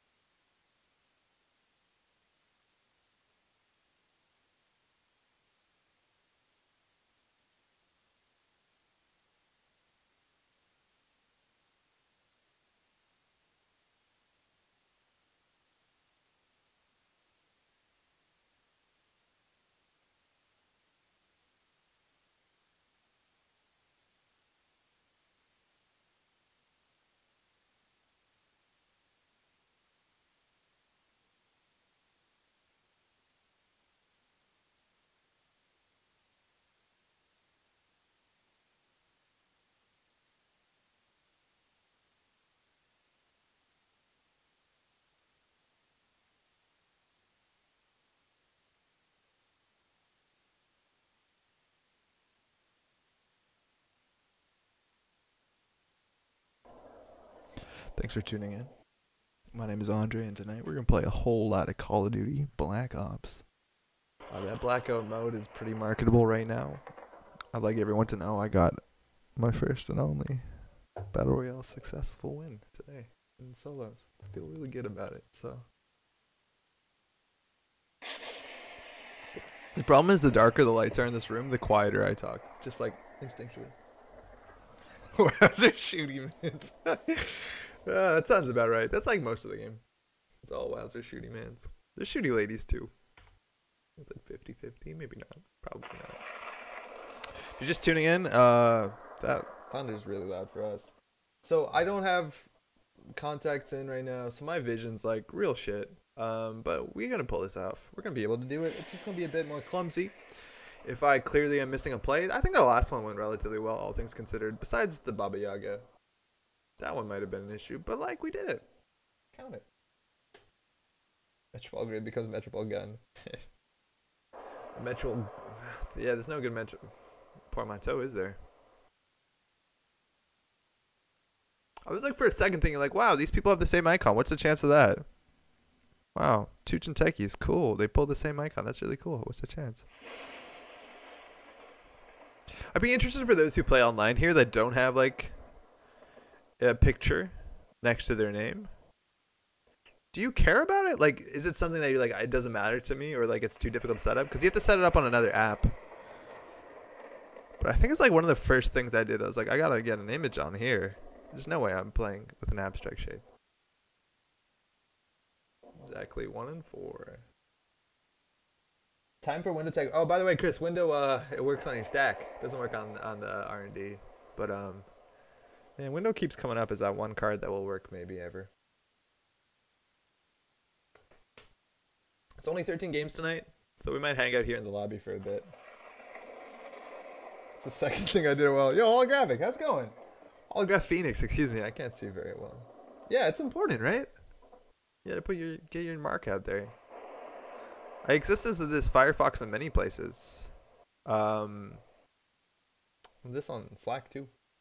I ended up setting one up when I played on JNet, which means I now have a Netrunner themed image whenever I play L5R.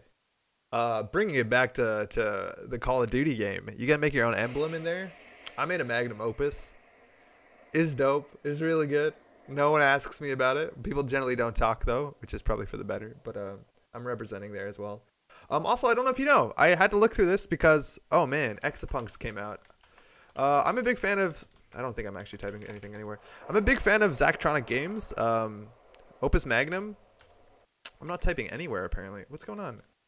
Opus Magnum was like a really good game that came out a bit ago. It's a Zachtronics game. Zachtronics is a studio and a person that just makes games, generally like these puzzle games about engineering and making efficient systems. And this one just came out last week. And it's like this cyberpunk 90s kind of aesthetic in which you basically write like registered based code stuff to like do 90s-esque hacking, like make an ATM print dollar bills or make sure that one radio station only plays a certain song. Super cool. I highly recommend you check it out. I think one of my coolest things about this, and this was before my time, before that sort of like hacker sort of lifestyle, but like the PDF, the rules of this game, the explanation of the rules, they give to you as a zine that they expect you to print and then staple. And it has like a bunch of articles about different systems you run into. Yo, Giles, what's up? Check it out. It's like super cool. And you gotta do a lot of like legitimate hacking. Big fan. Xpunks is great. Yeah, Infinite Jester, you know what's good. Yeah, Opus Magnum is great. It's kind of the same thing. It's more closer to TIS 100 or Shenzhen IO than Opus Magnum, which is more physical, or like Infinite Factory. But like, it's been totally great. They mulligan. Thanks, you too. Okay, so this hand isn't terrible. We have Sahasra early. We have Diesel early, which is good. Indexing is kind of rough against sports because they can draw in the middle of it. SMC is good. I think we just always are going to mulligan to either Proco or Personal Workshop. Or, sorry, Aesop's Pawn Shop. No questions asked.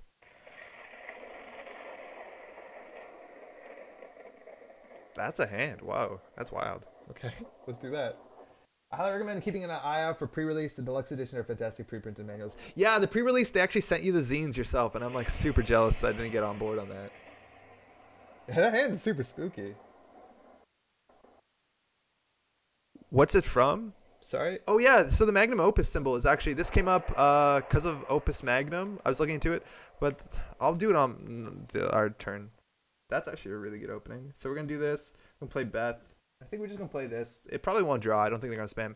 But the Opus Magnum, or the Magnum Opus symbol is actually, it's an alchemical symbol for the Philosopher's Stone, the object that was meant to be able to turn basic metals into gold, which makes a lot of sense. It's meant to be able to turn like lead or mercury to gold. These symbols are all over Opus Magnum, and there you go. That is the symbol for the Magnum Opus, which is the same as the Philosopher's Stone. But you see all these other symbols like earth, fire, water, and land. These were actually coming up in Call of Duty, mind you, which is why this all went full circle. But yeah, that's your Opus Magnum. It's super cool. I didn't even play TIS 100. I played a bunch of Opus Magnum. I love Infinite Factory, and I'm pretty into Exapunks right now. Indexing would be pretty good. We don't know what sort of deck this is. I would go for singles. We got a credit off the top. That's cool. Reaver's pretty good early too. Let's just go see what kind of deck this could be. I probably actually wanted to gamble first because if we find something that we need to trash, we can't afford to. Oh, fuck. We're good at this game. Stream unrelated, but I'm looking for ideas for a Pathfinder D&D character. Kurtz, I can't help you with that. I've never played Pathfinder. I've only like done RPGing once in my life. It was short, but maybe someone in chat can help you. I played a bit of Uplink. Uplink seemed a bit more like less about problem solving and more kind of like brute forces, if that means something to you, but it was cool. Okay, so Reaver fires one the first time we trash an installed card, which clone chip kind of works, but not really. Not much here to do besides gamble. We could go for another single and throw one of these cards out, but I don't think I want to. And they're clearly bracing for remote, so there's some interest in running HQ there, but them having money means we get cards and draw, so I don't even know if we want to make them lose money.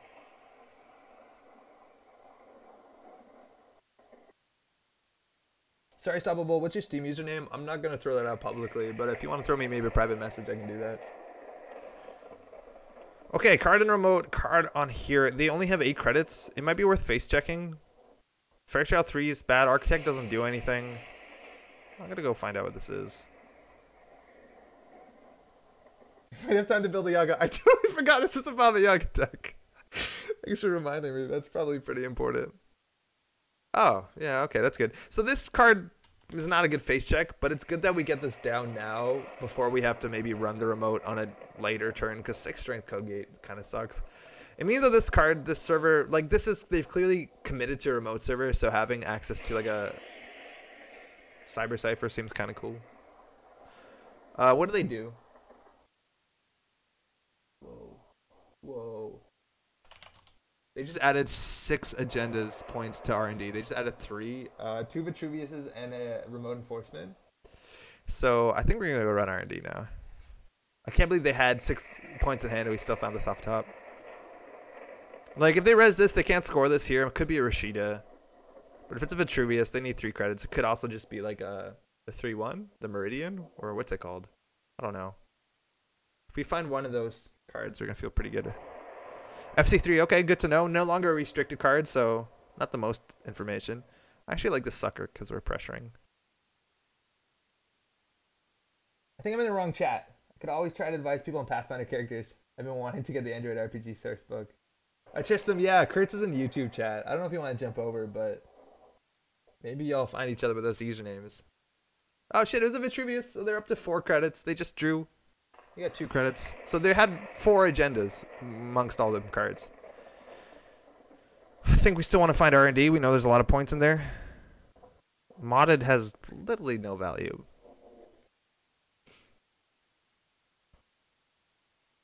And they're not running a combo deck, so if we can camp this remote, we'll find it. We just want to find some self-modifying codes. And our deck is a bit bigger than normal, so. Vanilla. Oh, that's actually an issue. Okay. Don't want to install that. We don't need to. I think we're just going to actually mod this thing down, which doesn't feel great.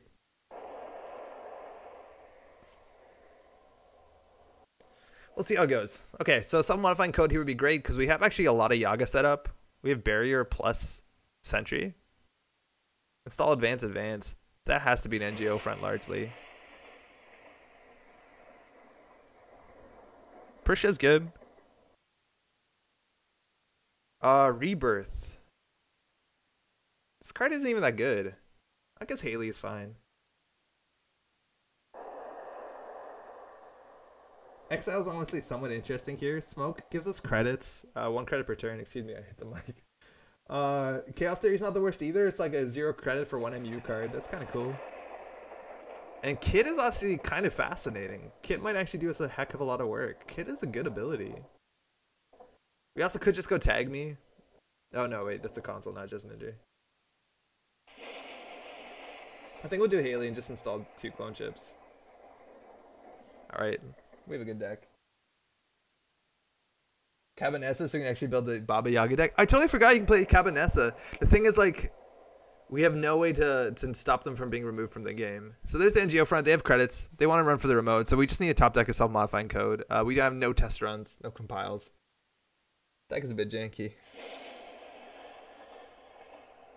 Woo for SMC install. Oh, fuck me. Yeah, you're right. I don't play a lot of Woo. You probably couldn't tell. That's a remote enforcement. It's really bad for us. We're not getting card draw with this one. And we can't fire these. I wish we could fire these.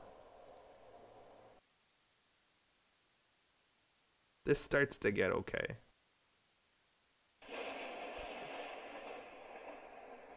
Okay, this is good. Can we use the credits on Sahasrara to install the Cyber Cipher during a Haley trigger? Or no? I think regardless it's the play. I think we can, right? Can we not? All we want is a Baba Yaga. Never gonna happen. I don't know if we can use these credits or not. I think we can. Why couldn't we?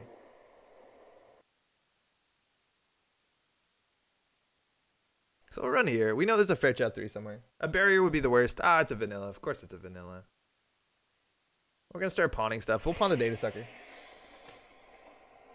Yeah, it's not like a cache, right? Because those credits are for installing. Cache is different. Oh, good. So it's not that one. Remote enforcement would have been the worst. So now we're going to pawn. So we... Oh, we didn't install the pawn shop. Oh, life is hard, huh?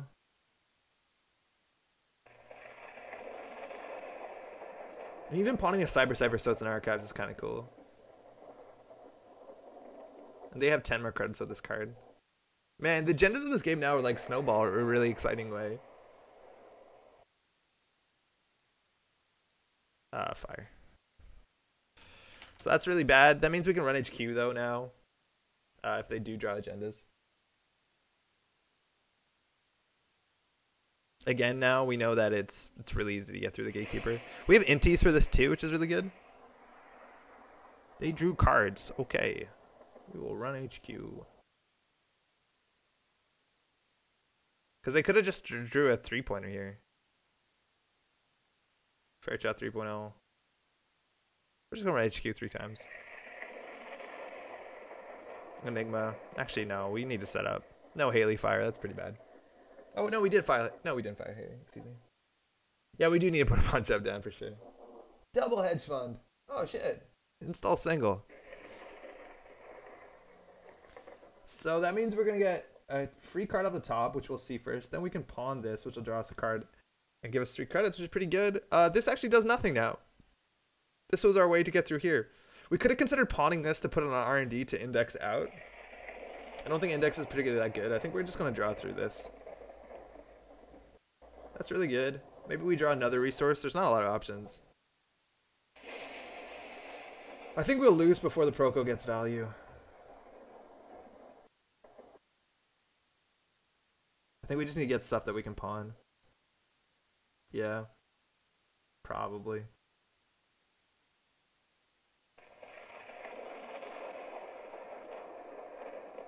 This gets through Fair Chat 3, which is good. I think we just pawn stuff. Probably pawn the Astrolabe. Oh, no, we need it. Pawn the Beth.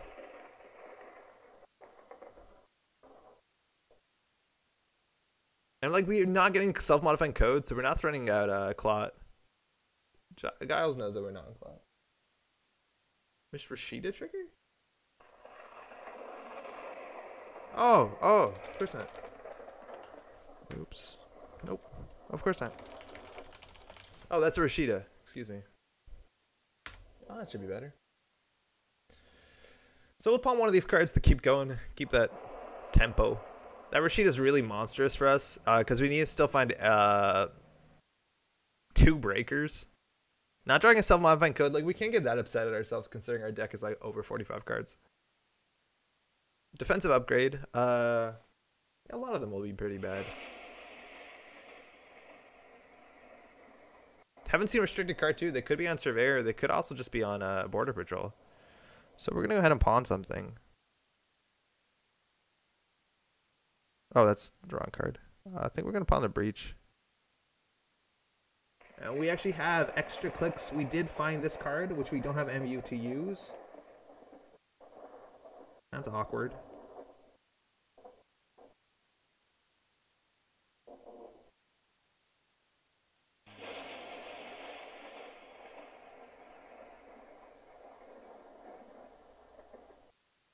That's really awkward. MU is awkward.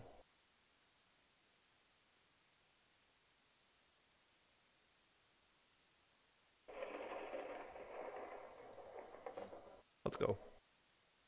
We have double clone chip. We can get through a lot of this. Nice. I think we'll actually take the tags here. Probably not. So here we can get Inti, which is probably fine. We don't use any of our Sahasrara credits. Actually, maybe that's bad. This is 2 credits. So depending on what this is could be an issue, because we're going to have to overinstall some shit regardless, because we need to pull out the SMC again. Unless it's a... Oh, it's an Architect. So that's worst case scenario. So Nanotech actually is pretty good against this. Unfortunately, we're going to have to trash one of our installed cards. This has a lot of value. Inti technically has the least amount of value. There's actually a big chance that we wanted to pull Paperclip there, because if we trash the Inti, we need to re-pull it out with Clone Chip. And then we could have used our Sahasrara credits. That sucks. And we don't want to let this fire, because then they can hide an agenda. Yeah, that was wrong. This should have been a Paperclip for sure.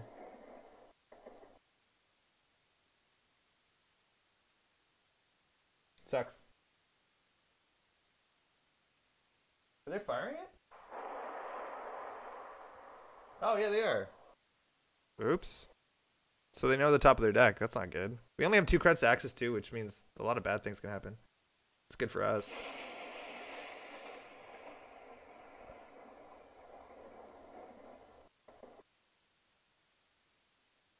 Arella. Ooh, value. Oh, we have 3 clicks? Okay. So now the Proco actually would have been good. Now, interestingly, there's a small chance that we could pawn this and then close the game off with indexing. I think we're never going to need this now, so we definitely want to install this to pawn it. That Proco is super taunting.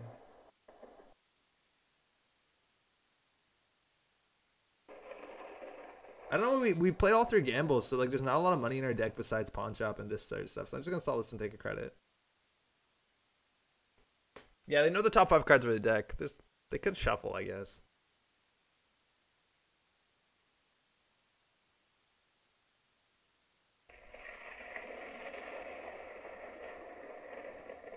Yeah, MU sucks. MU is an issue.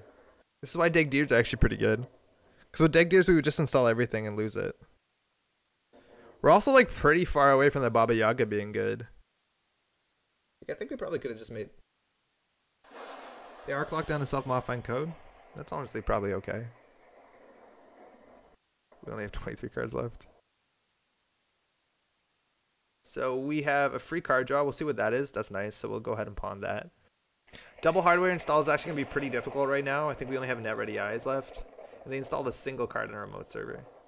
On top of Norella. Could be a Rashida easy. I think we want to find our Gordian.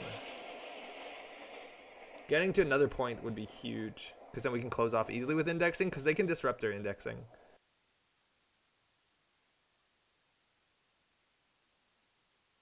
Wanted's not great. Ooh, cash. If only we had the MU. No double install here. Yeah, just having more MU would be great, because we'd keep the Reaver, and then we'd actually have a really strong deck. Yeah, being far away from Yaga is a constant state of the game. Yeah, totally.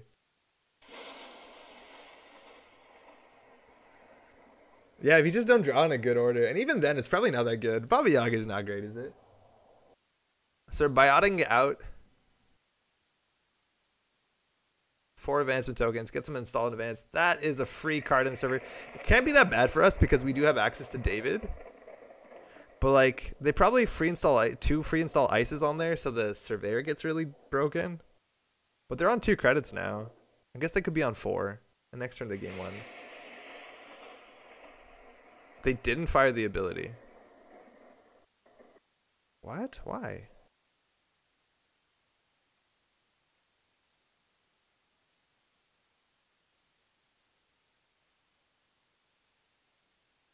The server's pennies to get through. What's going on here?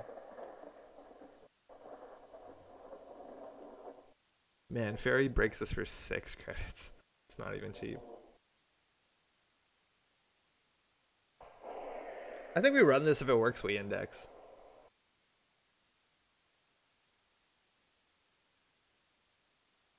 I'll just take 2 tags. It's fine.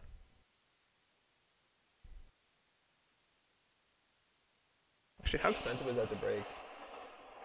Yeah, too much money. I think this is an NGO front. I don't know why they wouldn't put ice on this server.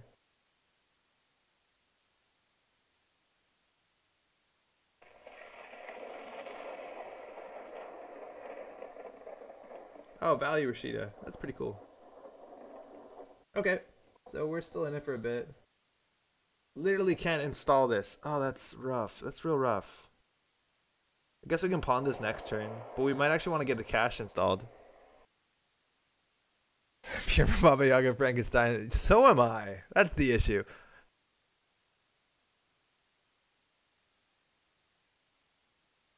They would have jammed an agenda, wouldn't they? No, maybe not, actually. Maybe we want to run HQ. How bad could it be?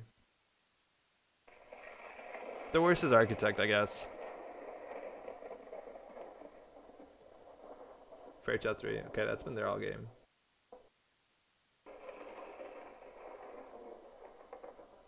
So we're going to take a credit. So Recurring David's pretty good. They have the ability to trash our recursion cards. Or sorry, our pawn shop, like our economy, which actually be pretty bad. Man, this thing did a lot of work. They gave him 10 credits. That's a lot of money. I don't even know if they'll trash Aesops. I feel like they just need 1 agenda, so like they can just biotic out the win. I don't know if they want to interfere with our board before that. And we still have 2 more pawn shops, right? So that's fine. We can also like clicklessly just install cash. Oh, they have hedge fund in hand? Okay, no, never mind.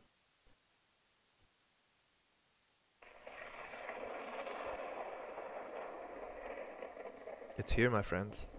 It has shown up. Yeah, marginally more. We just overinstall it, right? We just install SMC. They have 8 credits, which is the biggest issue because they're on biotic money.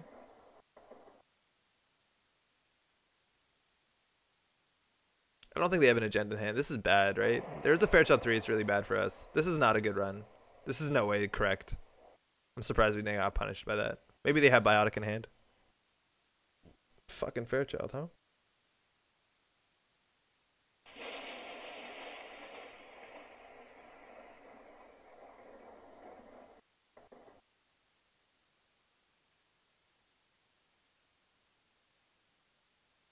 You mean overinstall Baba Yaga? Okay, we have a small out here. We can still win off of an indexing if we're like really lucky. Yeah, we hit that FC3 3 times. There's always an option too. Like we just install something over the David to use the second clone chip to install the David. Like it's hard to keep shapers out with David. Ooh, free draw. Uh-oh.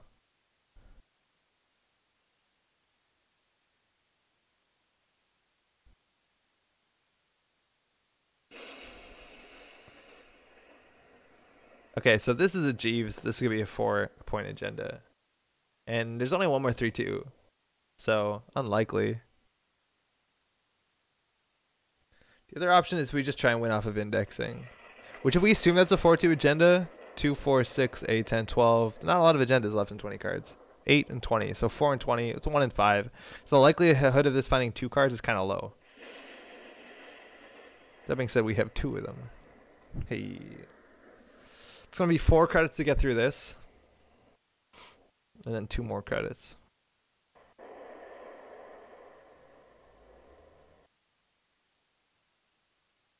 I think we need to.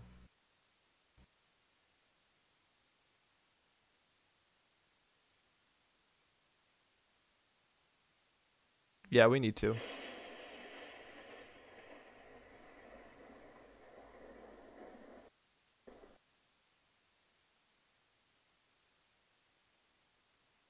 Is there anything that we can SMC for?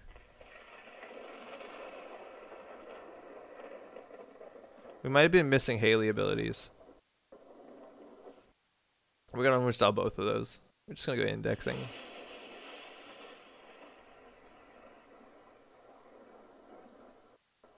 We might win. I don't think we do. We have to get really lucky here. And there's a 50-50 about whether they draw or not. Okay. That's good. Reversed accounts. Fuck me.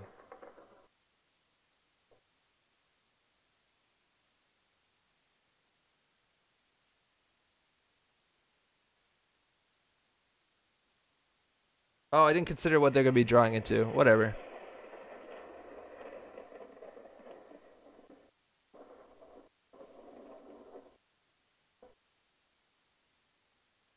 Is there any way we can contest this remote too? Because if we get both places, we win.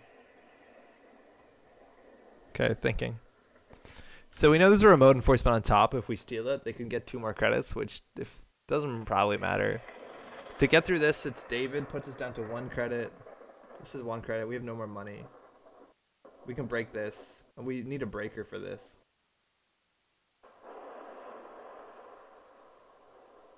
We can also pay 2 for this. So this could be 2 plus 6 is 8. Obviously don't have money for that. This Haley's not that good. Stim Hack going to be better. The thing is we can't really recur it easily. Unless we play like Shadow Net. And Fan Sight.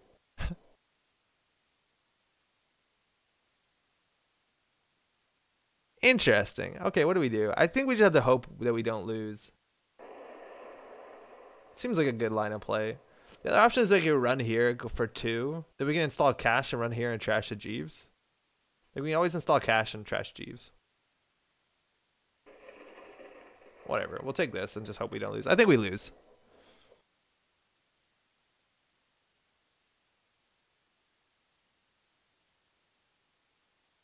We can also desperate run HQ. Which is probably fine. Unless they draw. If they draw, it's bad. If they draw, we should have done it in the other order. But I guess if we steal an agenda, then they draw up. So, no, this is fine. This is guaranteed. What do they do? They gain 2 credits. It's like calling our bluff, you know?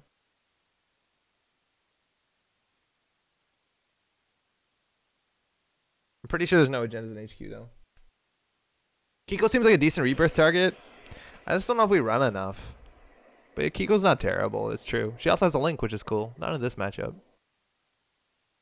So, like, okay, if we install cash. No, it's a 2 credit play. So our 4 credits. We can't even trash this.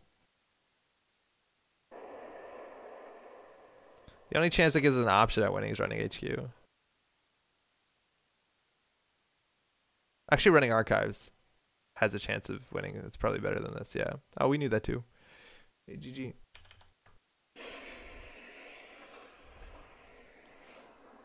Yeah, we were 1 credit short of that, Jeeves. We'd have to view the VOD, but like I think there's a small chance that we might have been able to do both servers. In theory, this one was the most important. Like that play was very obvious that it was Jeeves into agenda that we probably should respect it. The biggest thing that was fucking us is that we just didn't have enough Koge breakers. But like complaining about like consistency in this deck feels pretty dumb. That trope is really bad. That trope is never good. Okay, I'm gonna try the other version of the deck and see if it's better. Actually, it's 11:40. We probably don't have time for that. These games take a while. Braid nothing.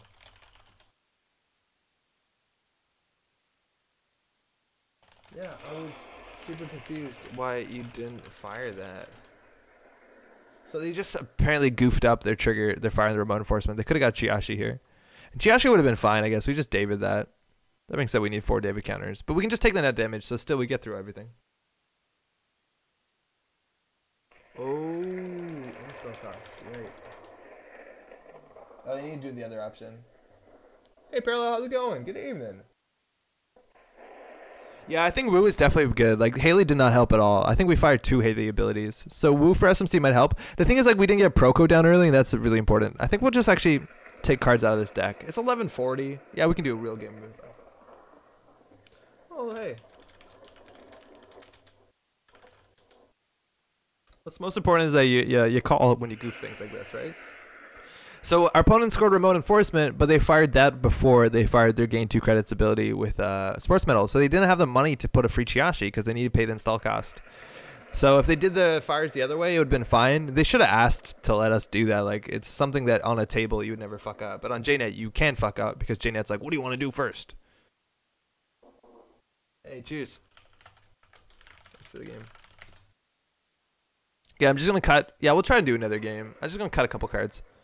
So cards that are not good. Rebirth, I don't think it's worth it. Net Ready Eyes is only good if you do Baba Yaga. Okay, actually, you know what? We're going to do the old deck because the old deck actually probably can more consistently play Baba Yaga. On the basis that it is more attuned to Yaga. So this one actually has Black Cat on it because it was holiday themed. It was like themed for that. LODS Memory Diamond. I don't know why we're playing the Link. Why are we playing Link?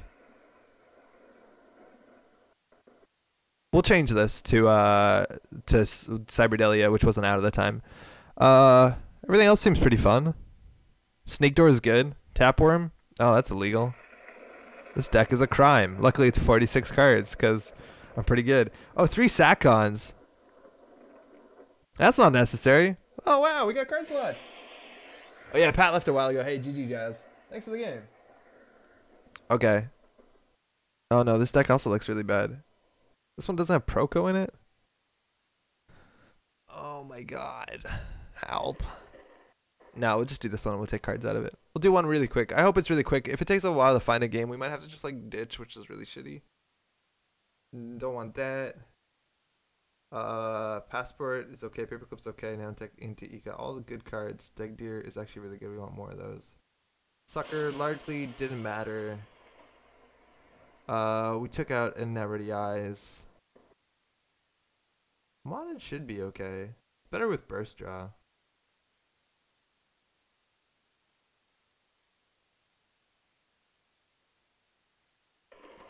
Okay, I guess.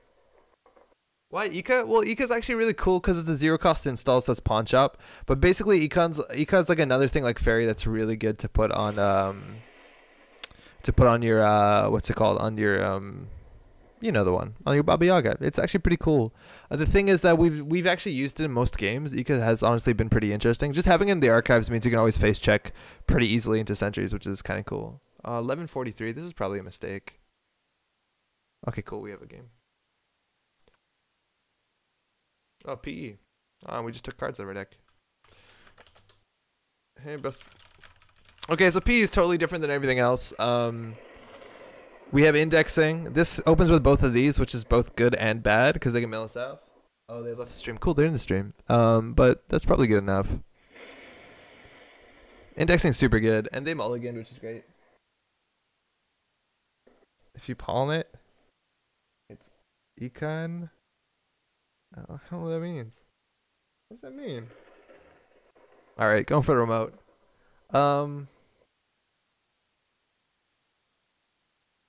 If we go down to 0 cards, we can't play Psychic Field.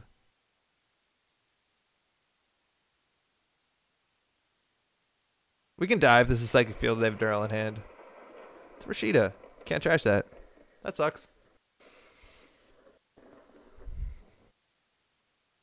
I didn't want to lose any of these. We could have not installed that and ran, which actually probably was better. So good thing about trap decks, you got to figure out if they're advanceable traps or unadvanceable traps. Apparently they're unadvanceable. This might be an issue. This actually might be a liability. Luckily we can always pawn it. We just need a finer pawn shop. And the problem is like drawing. This combination is really bad because we can never like. It's really hard to draw, so we actually might be clicking for credits a bit. Like I don't want to draw. This is the only matchup where I think not clicking for credits isn't wrong. Having another credit here is also good because we can play a full psychic field game. Snare, okay, that's fine. I'm not gonna trash snare. Oh, we have a tag.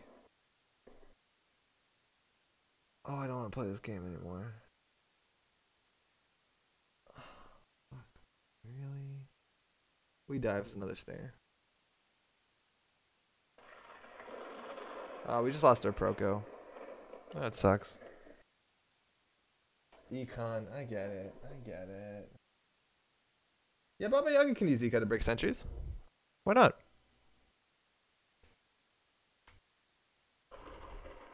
So Baba Yaga gains the, what's it called? The paid ability windows. And while Ika says you can only break something as attached to, it doesn't matter.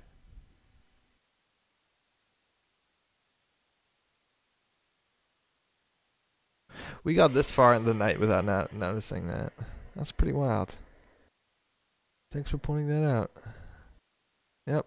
Alright. We have no credits. We're tagged. That's a snare. This looks like it's going to be a long game. That sucks. Okay. This is not good. Thanks, Rain. Yeah, you're right. Shit. Look at us.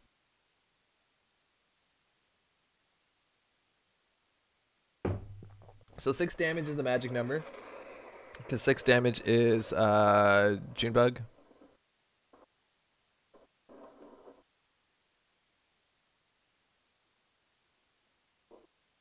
You're 1 credit away from gambling out of it. Unfortunately, we lost like our fairy. It's the best one. Whatever, I'll run it. Fairy would be so clutch because fairy gets your Kainu. Oh.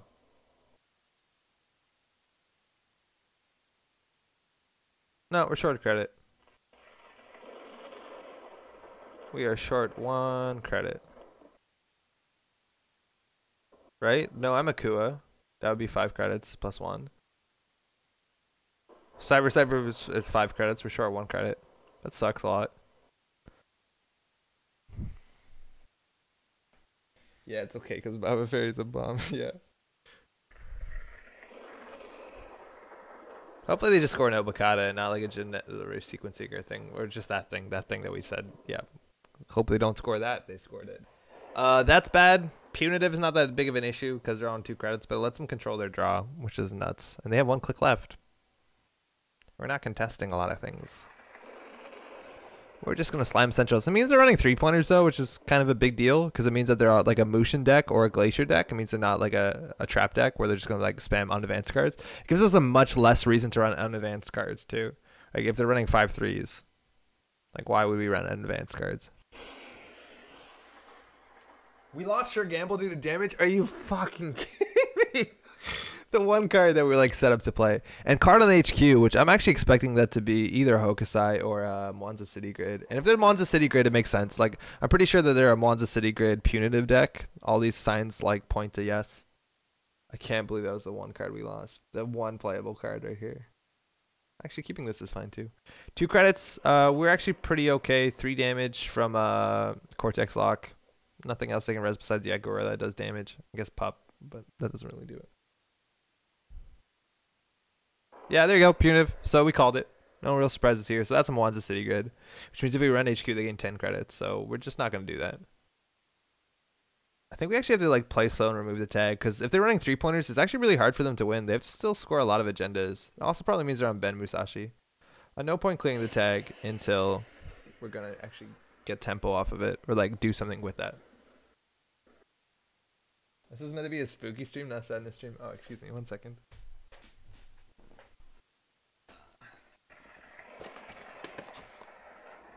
I'm mostly sad on the basis that we played Enforced Curfew. We don't have currents. I'm mostly sad more on the basis that I wanted to go to bed earlier.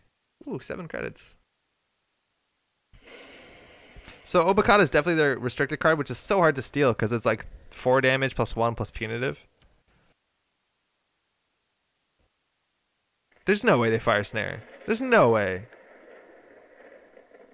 Beth is a one of. Yeah, right? Fucking the mad. So we kept our Beth. We lost the clone chip. We lost the second Proco, which makes our turn so much more easy. Nothing kills us here. Oh, there's Obokata. So that's 5 damage to steal. That's obviously rubbish. This play here is really cool. Obviously, you saw what they did there. Installing cash, what does that do? It gives us 2 credits. It gives us something to eventually pawn, which we have 3 pawn shops in our deck.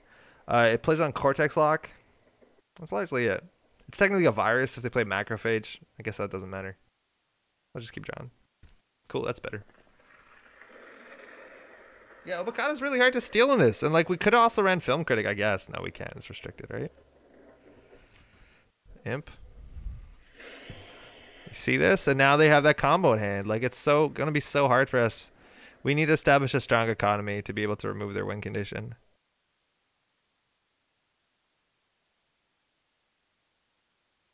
Oh, I have 2 tags?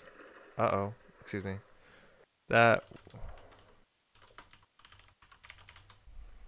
not right.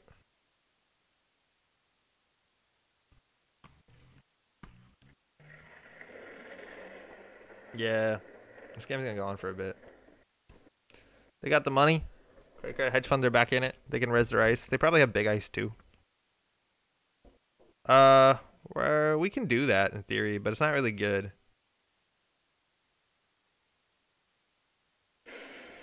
Okay, this will give us credits likely. Those are good.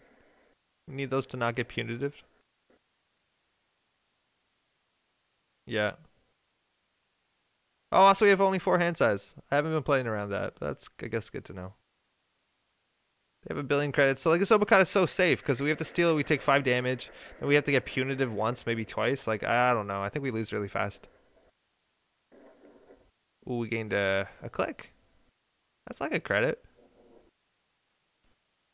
We're going to play for the late game, I guess. I don't think we have another option. Going down to 0 can't be good, though. I don't think we can do anything this game. Yeah, Monzo's 0 to res, like 4 to trash or 5 to trash. Like, that's the safest Obokata. Like, we really can't do anything. Bad thing also about Proco in this matchup is, well, it's just not good for us. Like, we are doing nothing for ourselves. Diesel, huh? Okay. Interesting, like, you can play this, like, if we install this, we can start installing cards over our cards to, like, just get tempo. We have to throw out 2 cards here, so in theory, I guess we install something. I don't want to install anything on here that's good, because I guess this is where SMC goes. Are we close to Baba Yaga? No. Never. We're not installing one Baba Yaga tonight. Don't worry about that. So this goes out. We gotta throw out another card.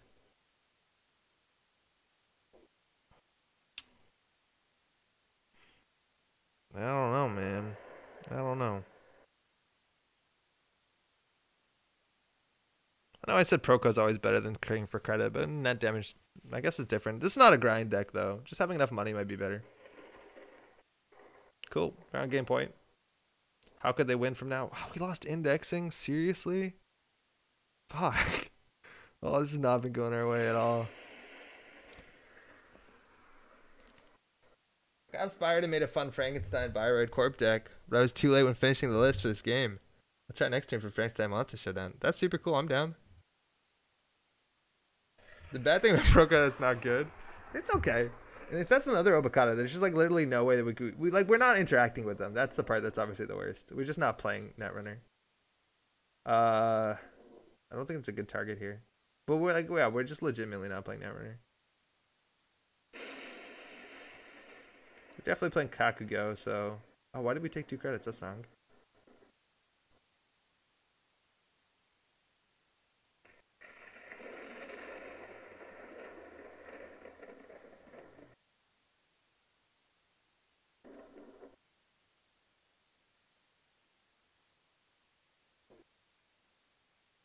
Stalling on this doesn't feel good, but we just gotta do something.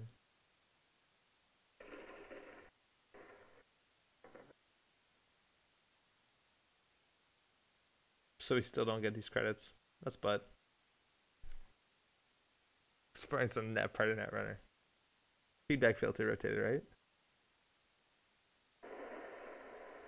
Yeah, we just lose. Oh, we got it. We got Proco. We're back in the game. Honestly, Diesel's kind of interesting because it lets us like run. It's like the best recovery card that we lose it. So we have some Sentry Breakers, right?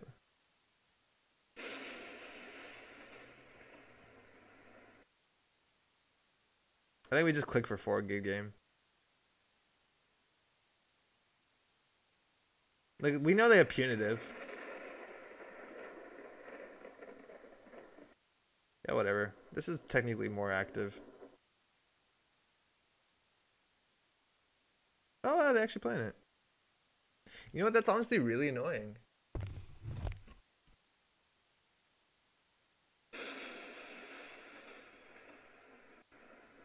Okay, so nanotech we install for 2 credits. Costs 4 to break. Oh, 1 to break actually. Yeah, we'll do it. Alright, so we have 1 credit. Snowbocata, we can't steal it. Oh, okay, cool. So now we lose to double punitive.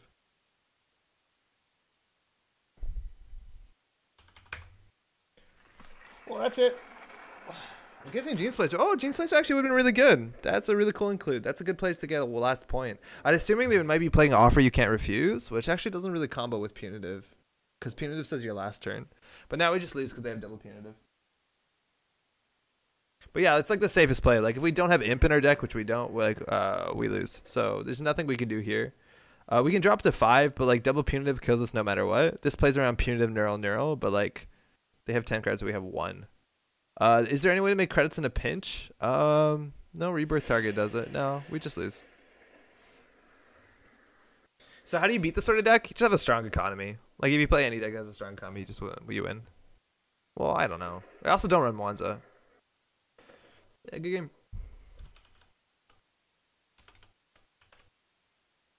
Oh, they had 3 punitives? Yeah, that makes sense. Yeah, I don't... Yeah, 3 punitives. Which isn't ridiculous. Like, they just drew 9. They fired the first bacteria programming. I didn't check how many they drew, but the chance of them having all of them is, like, not that ridiculous. And that's... Those are the back steal. Oh, wow. Oh, neat.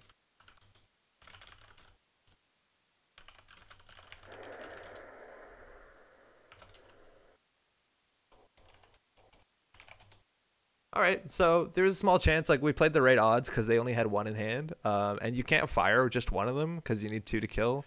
But they drew 2 of them. They only needed to draw 1 to kill us, but that'll do it. They had a lot of agendas though. Like that's 9 points.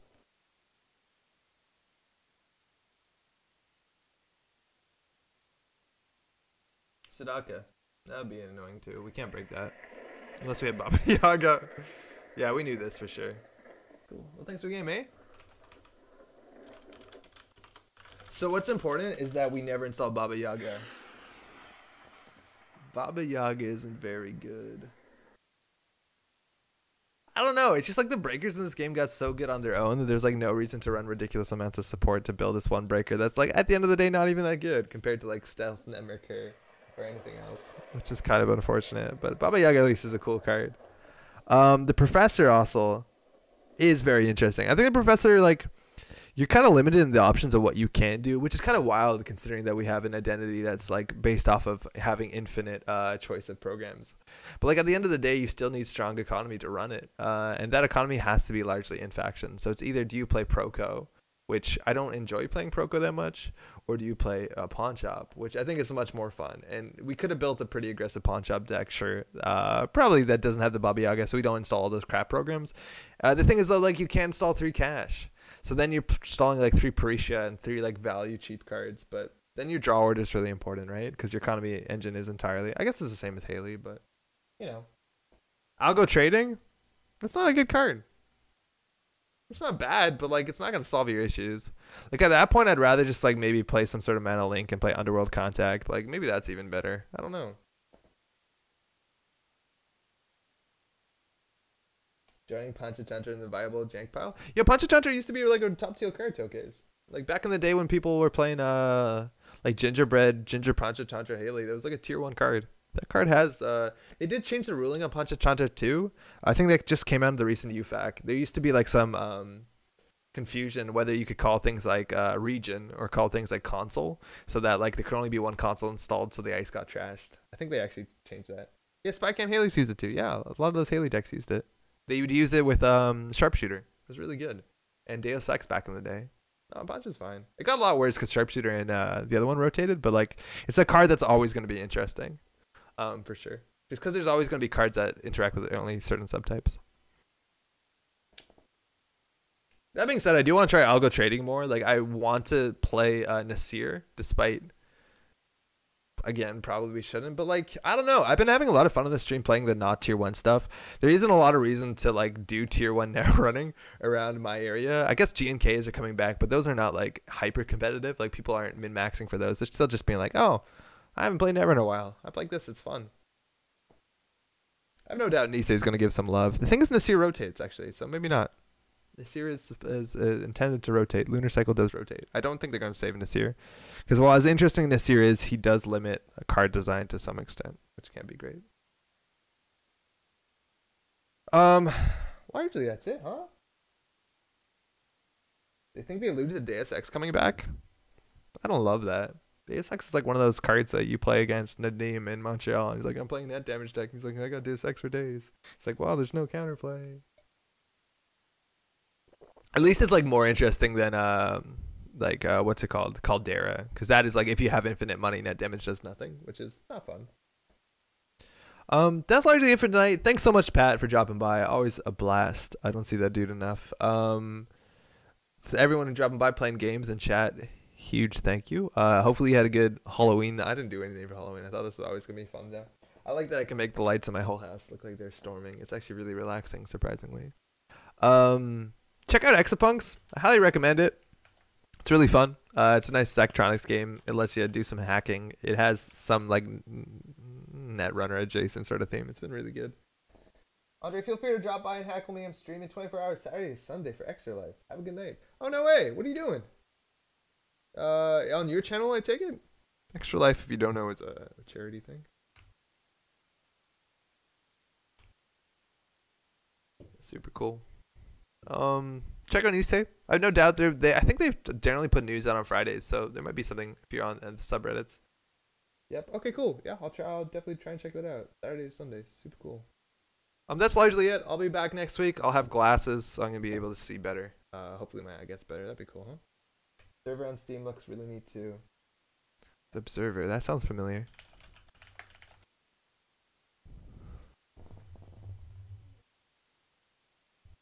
That doesn't exist on Steam, so I don't know what that is. What is the Observer? Anywho, I must sleep. I have a long day tomorrow. But that's largely it. Good luck, have fun, happy net running, and hopefully maybe see you next week and enjoy the VOD. And if you're watching that and you get to this point in the VOD, that's pretty hardcore. I respect that. Have a good night. One of these buttons stops, and again, like my favorite gag is ending mid-sentence.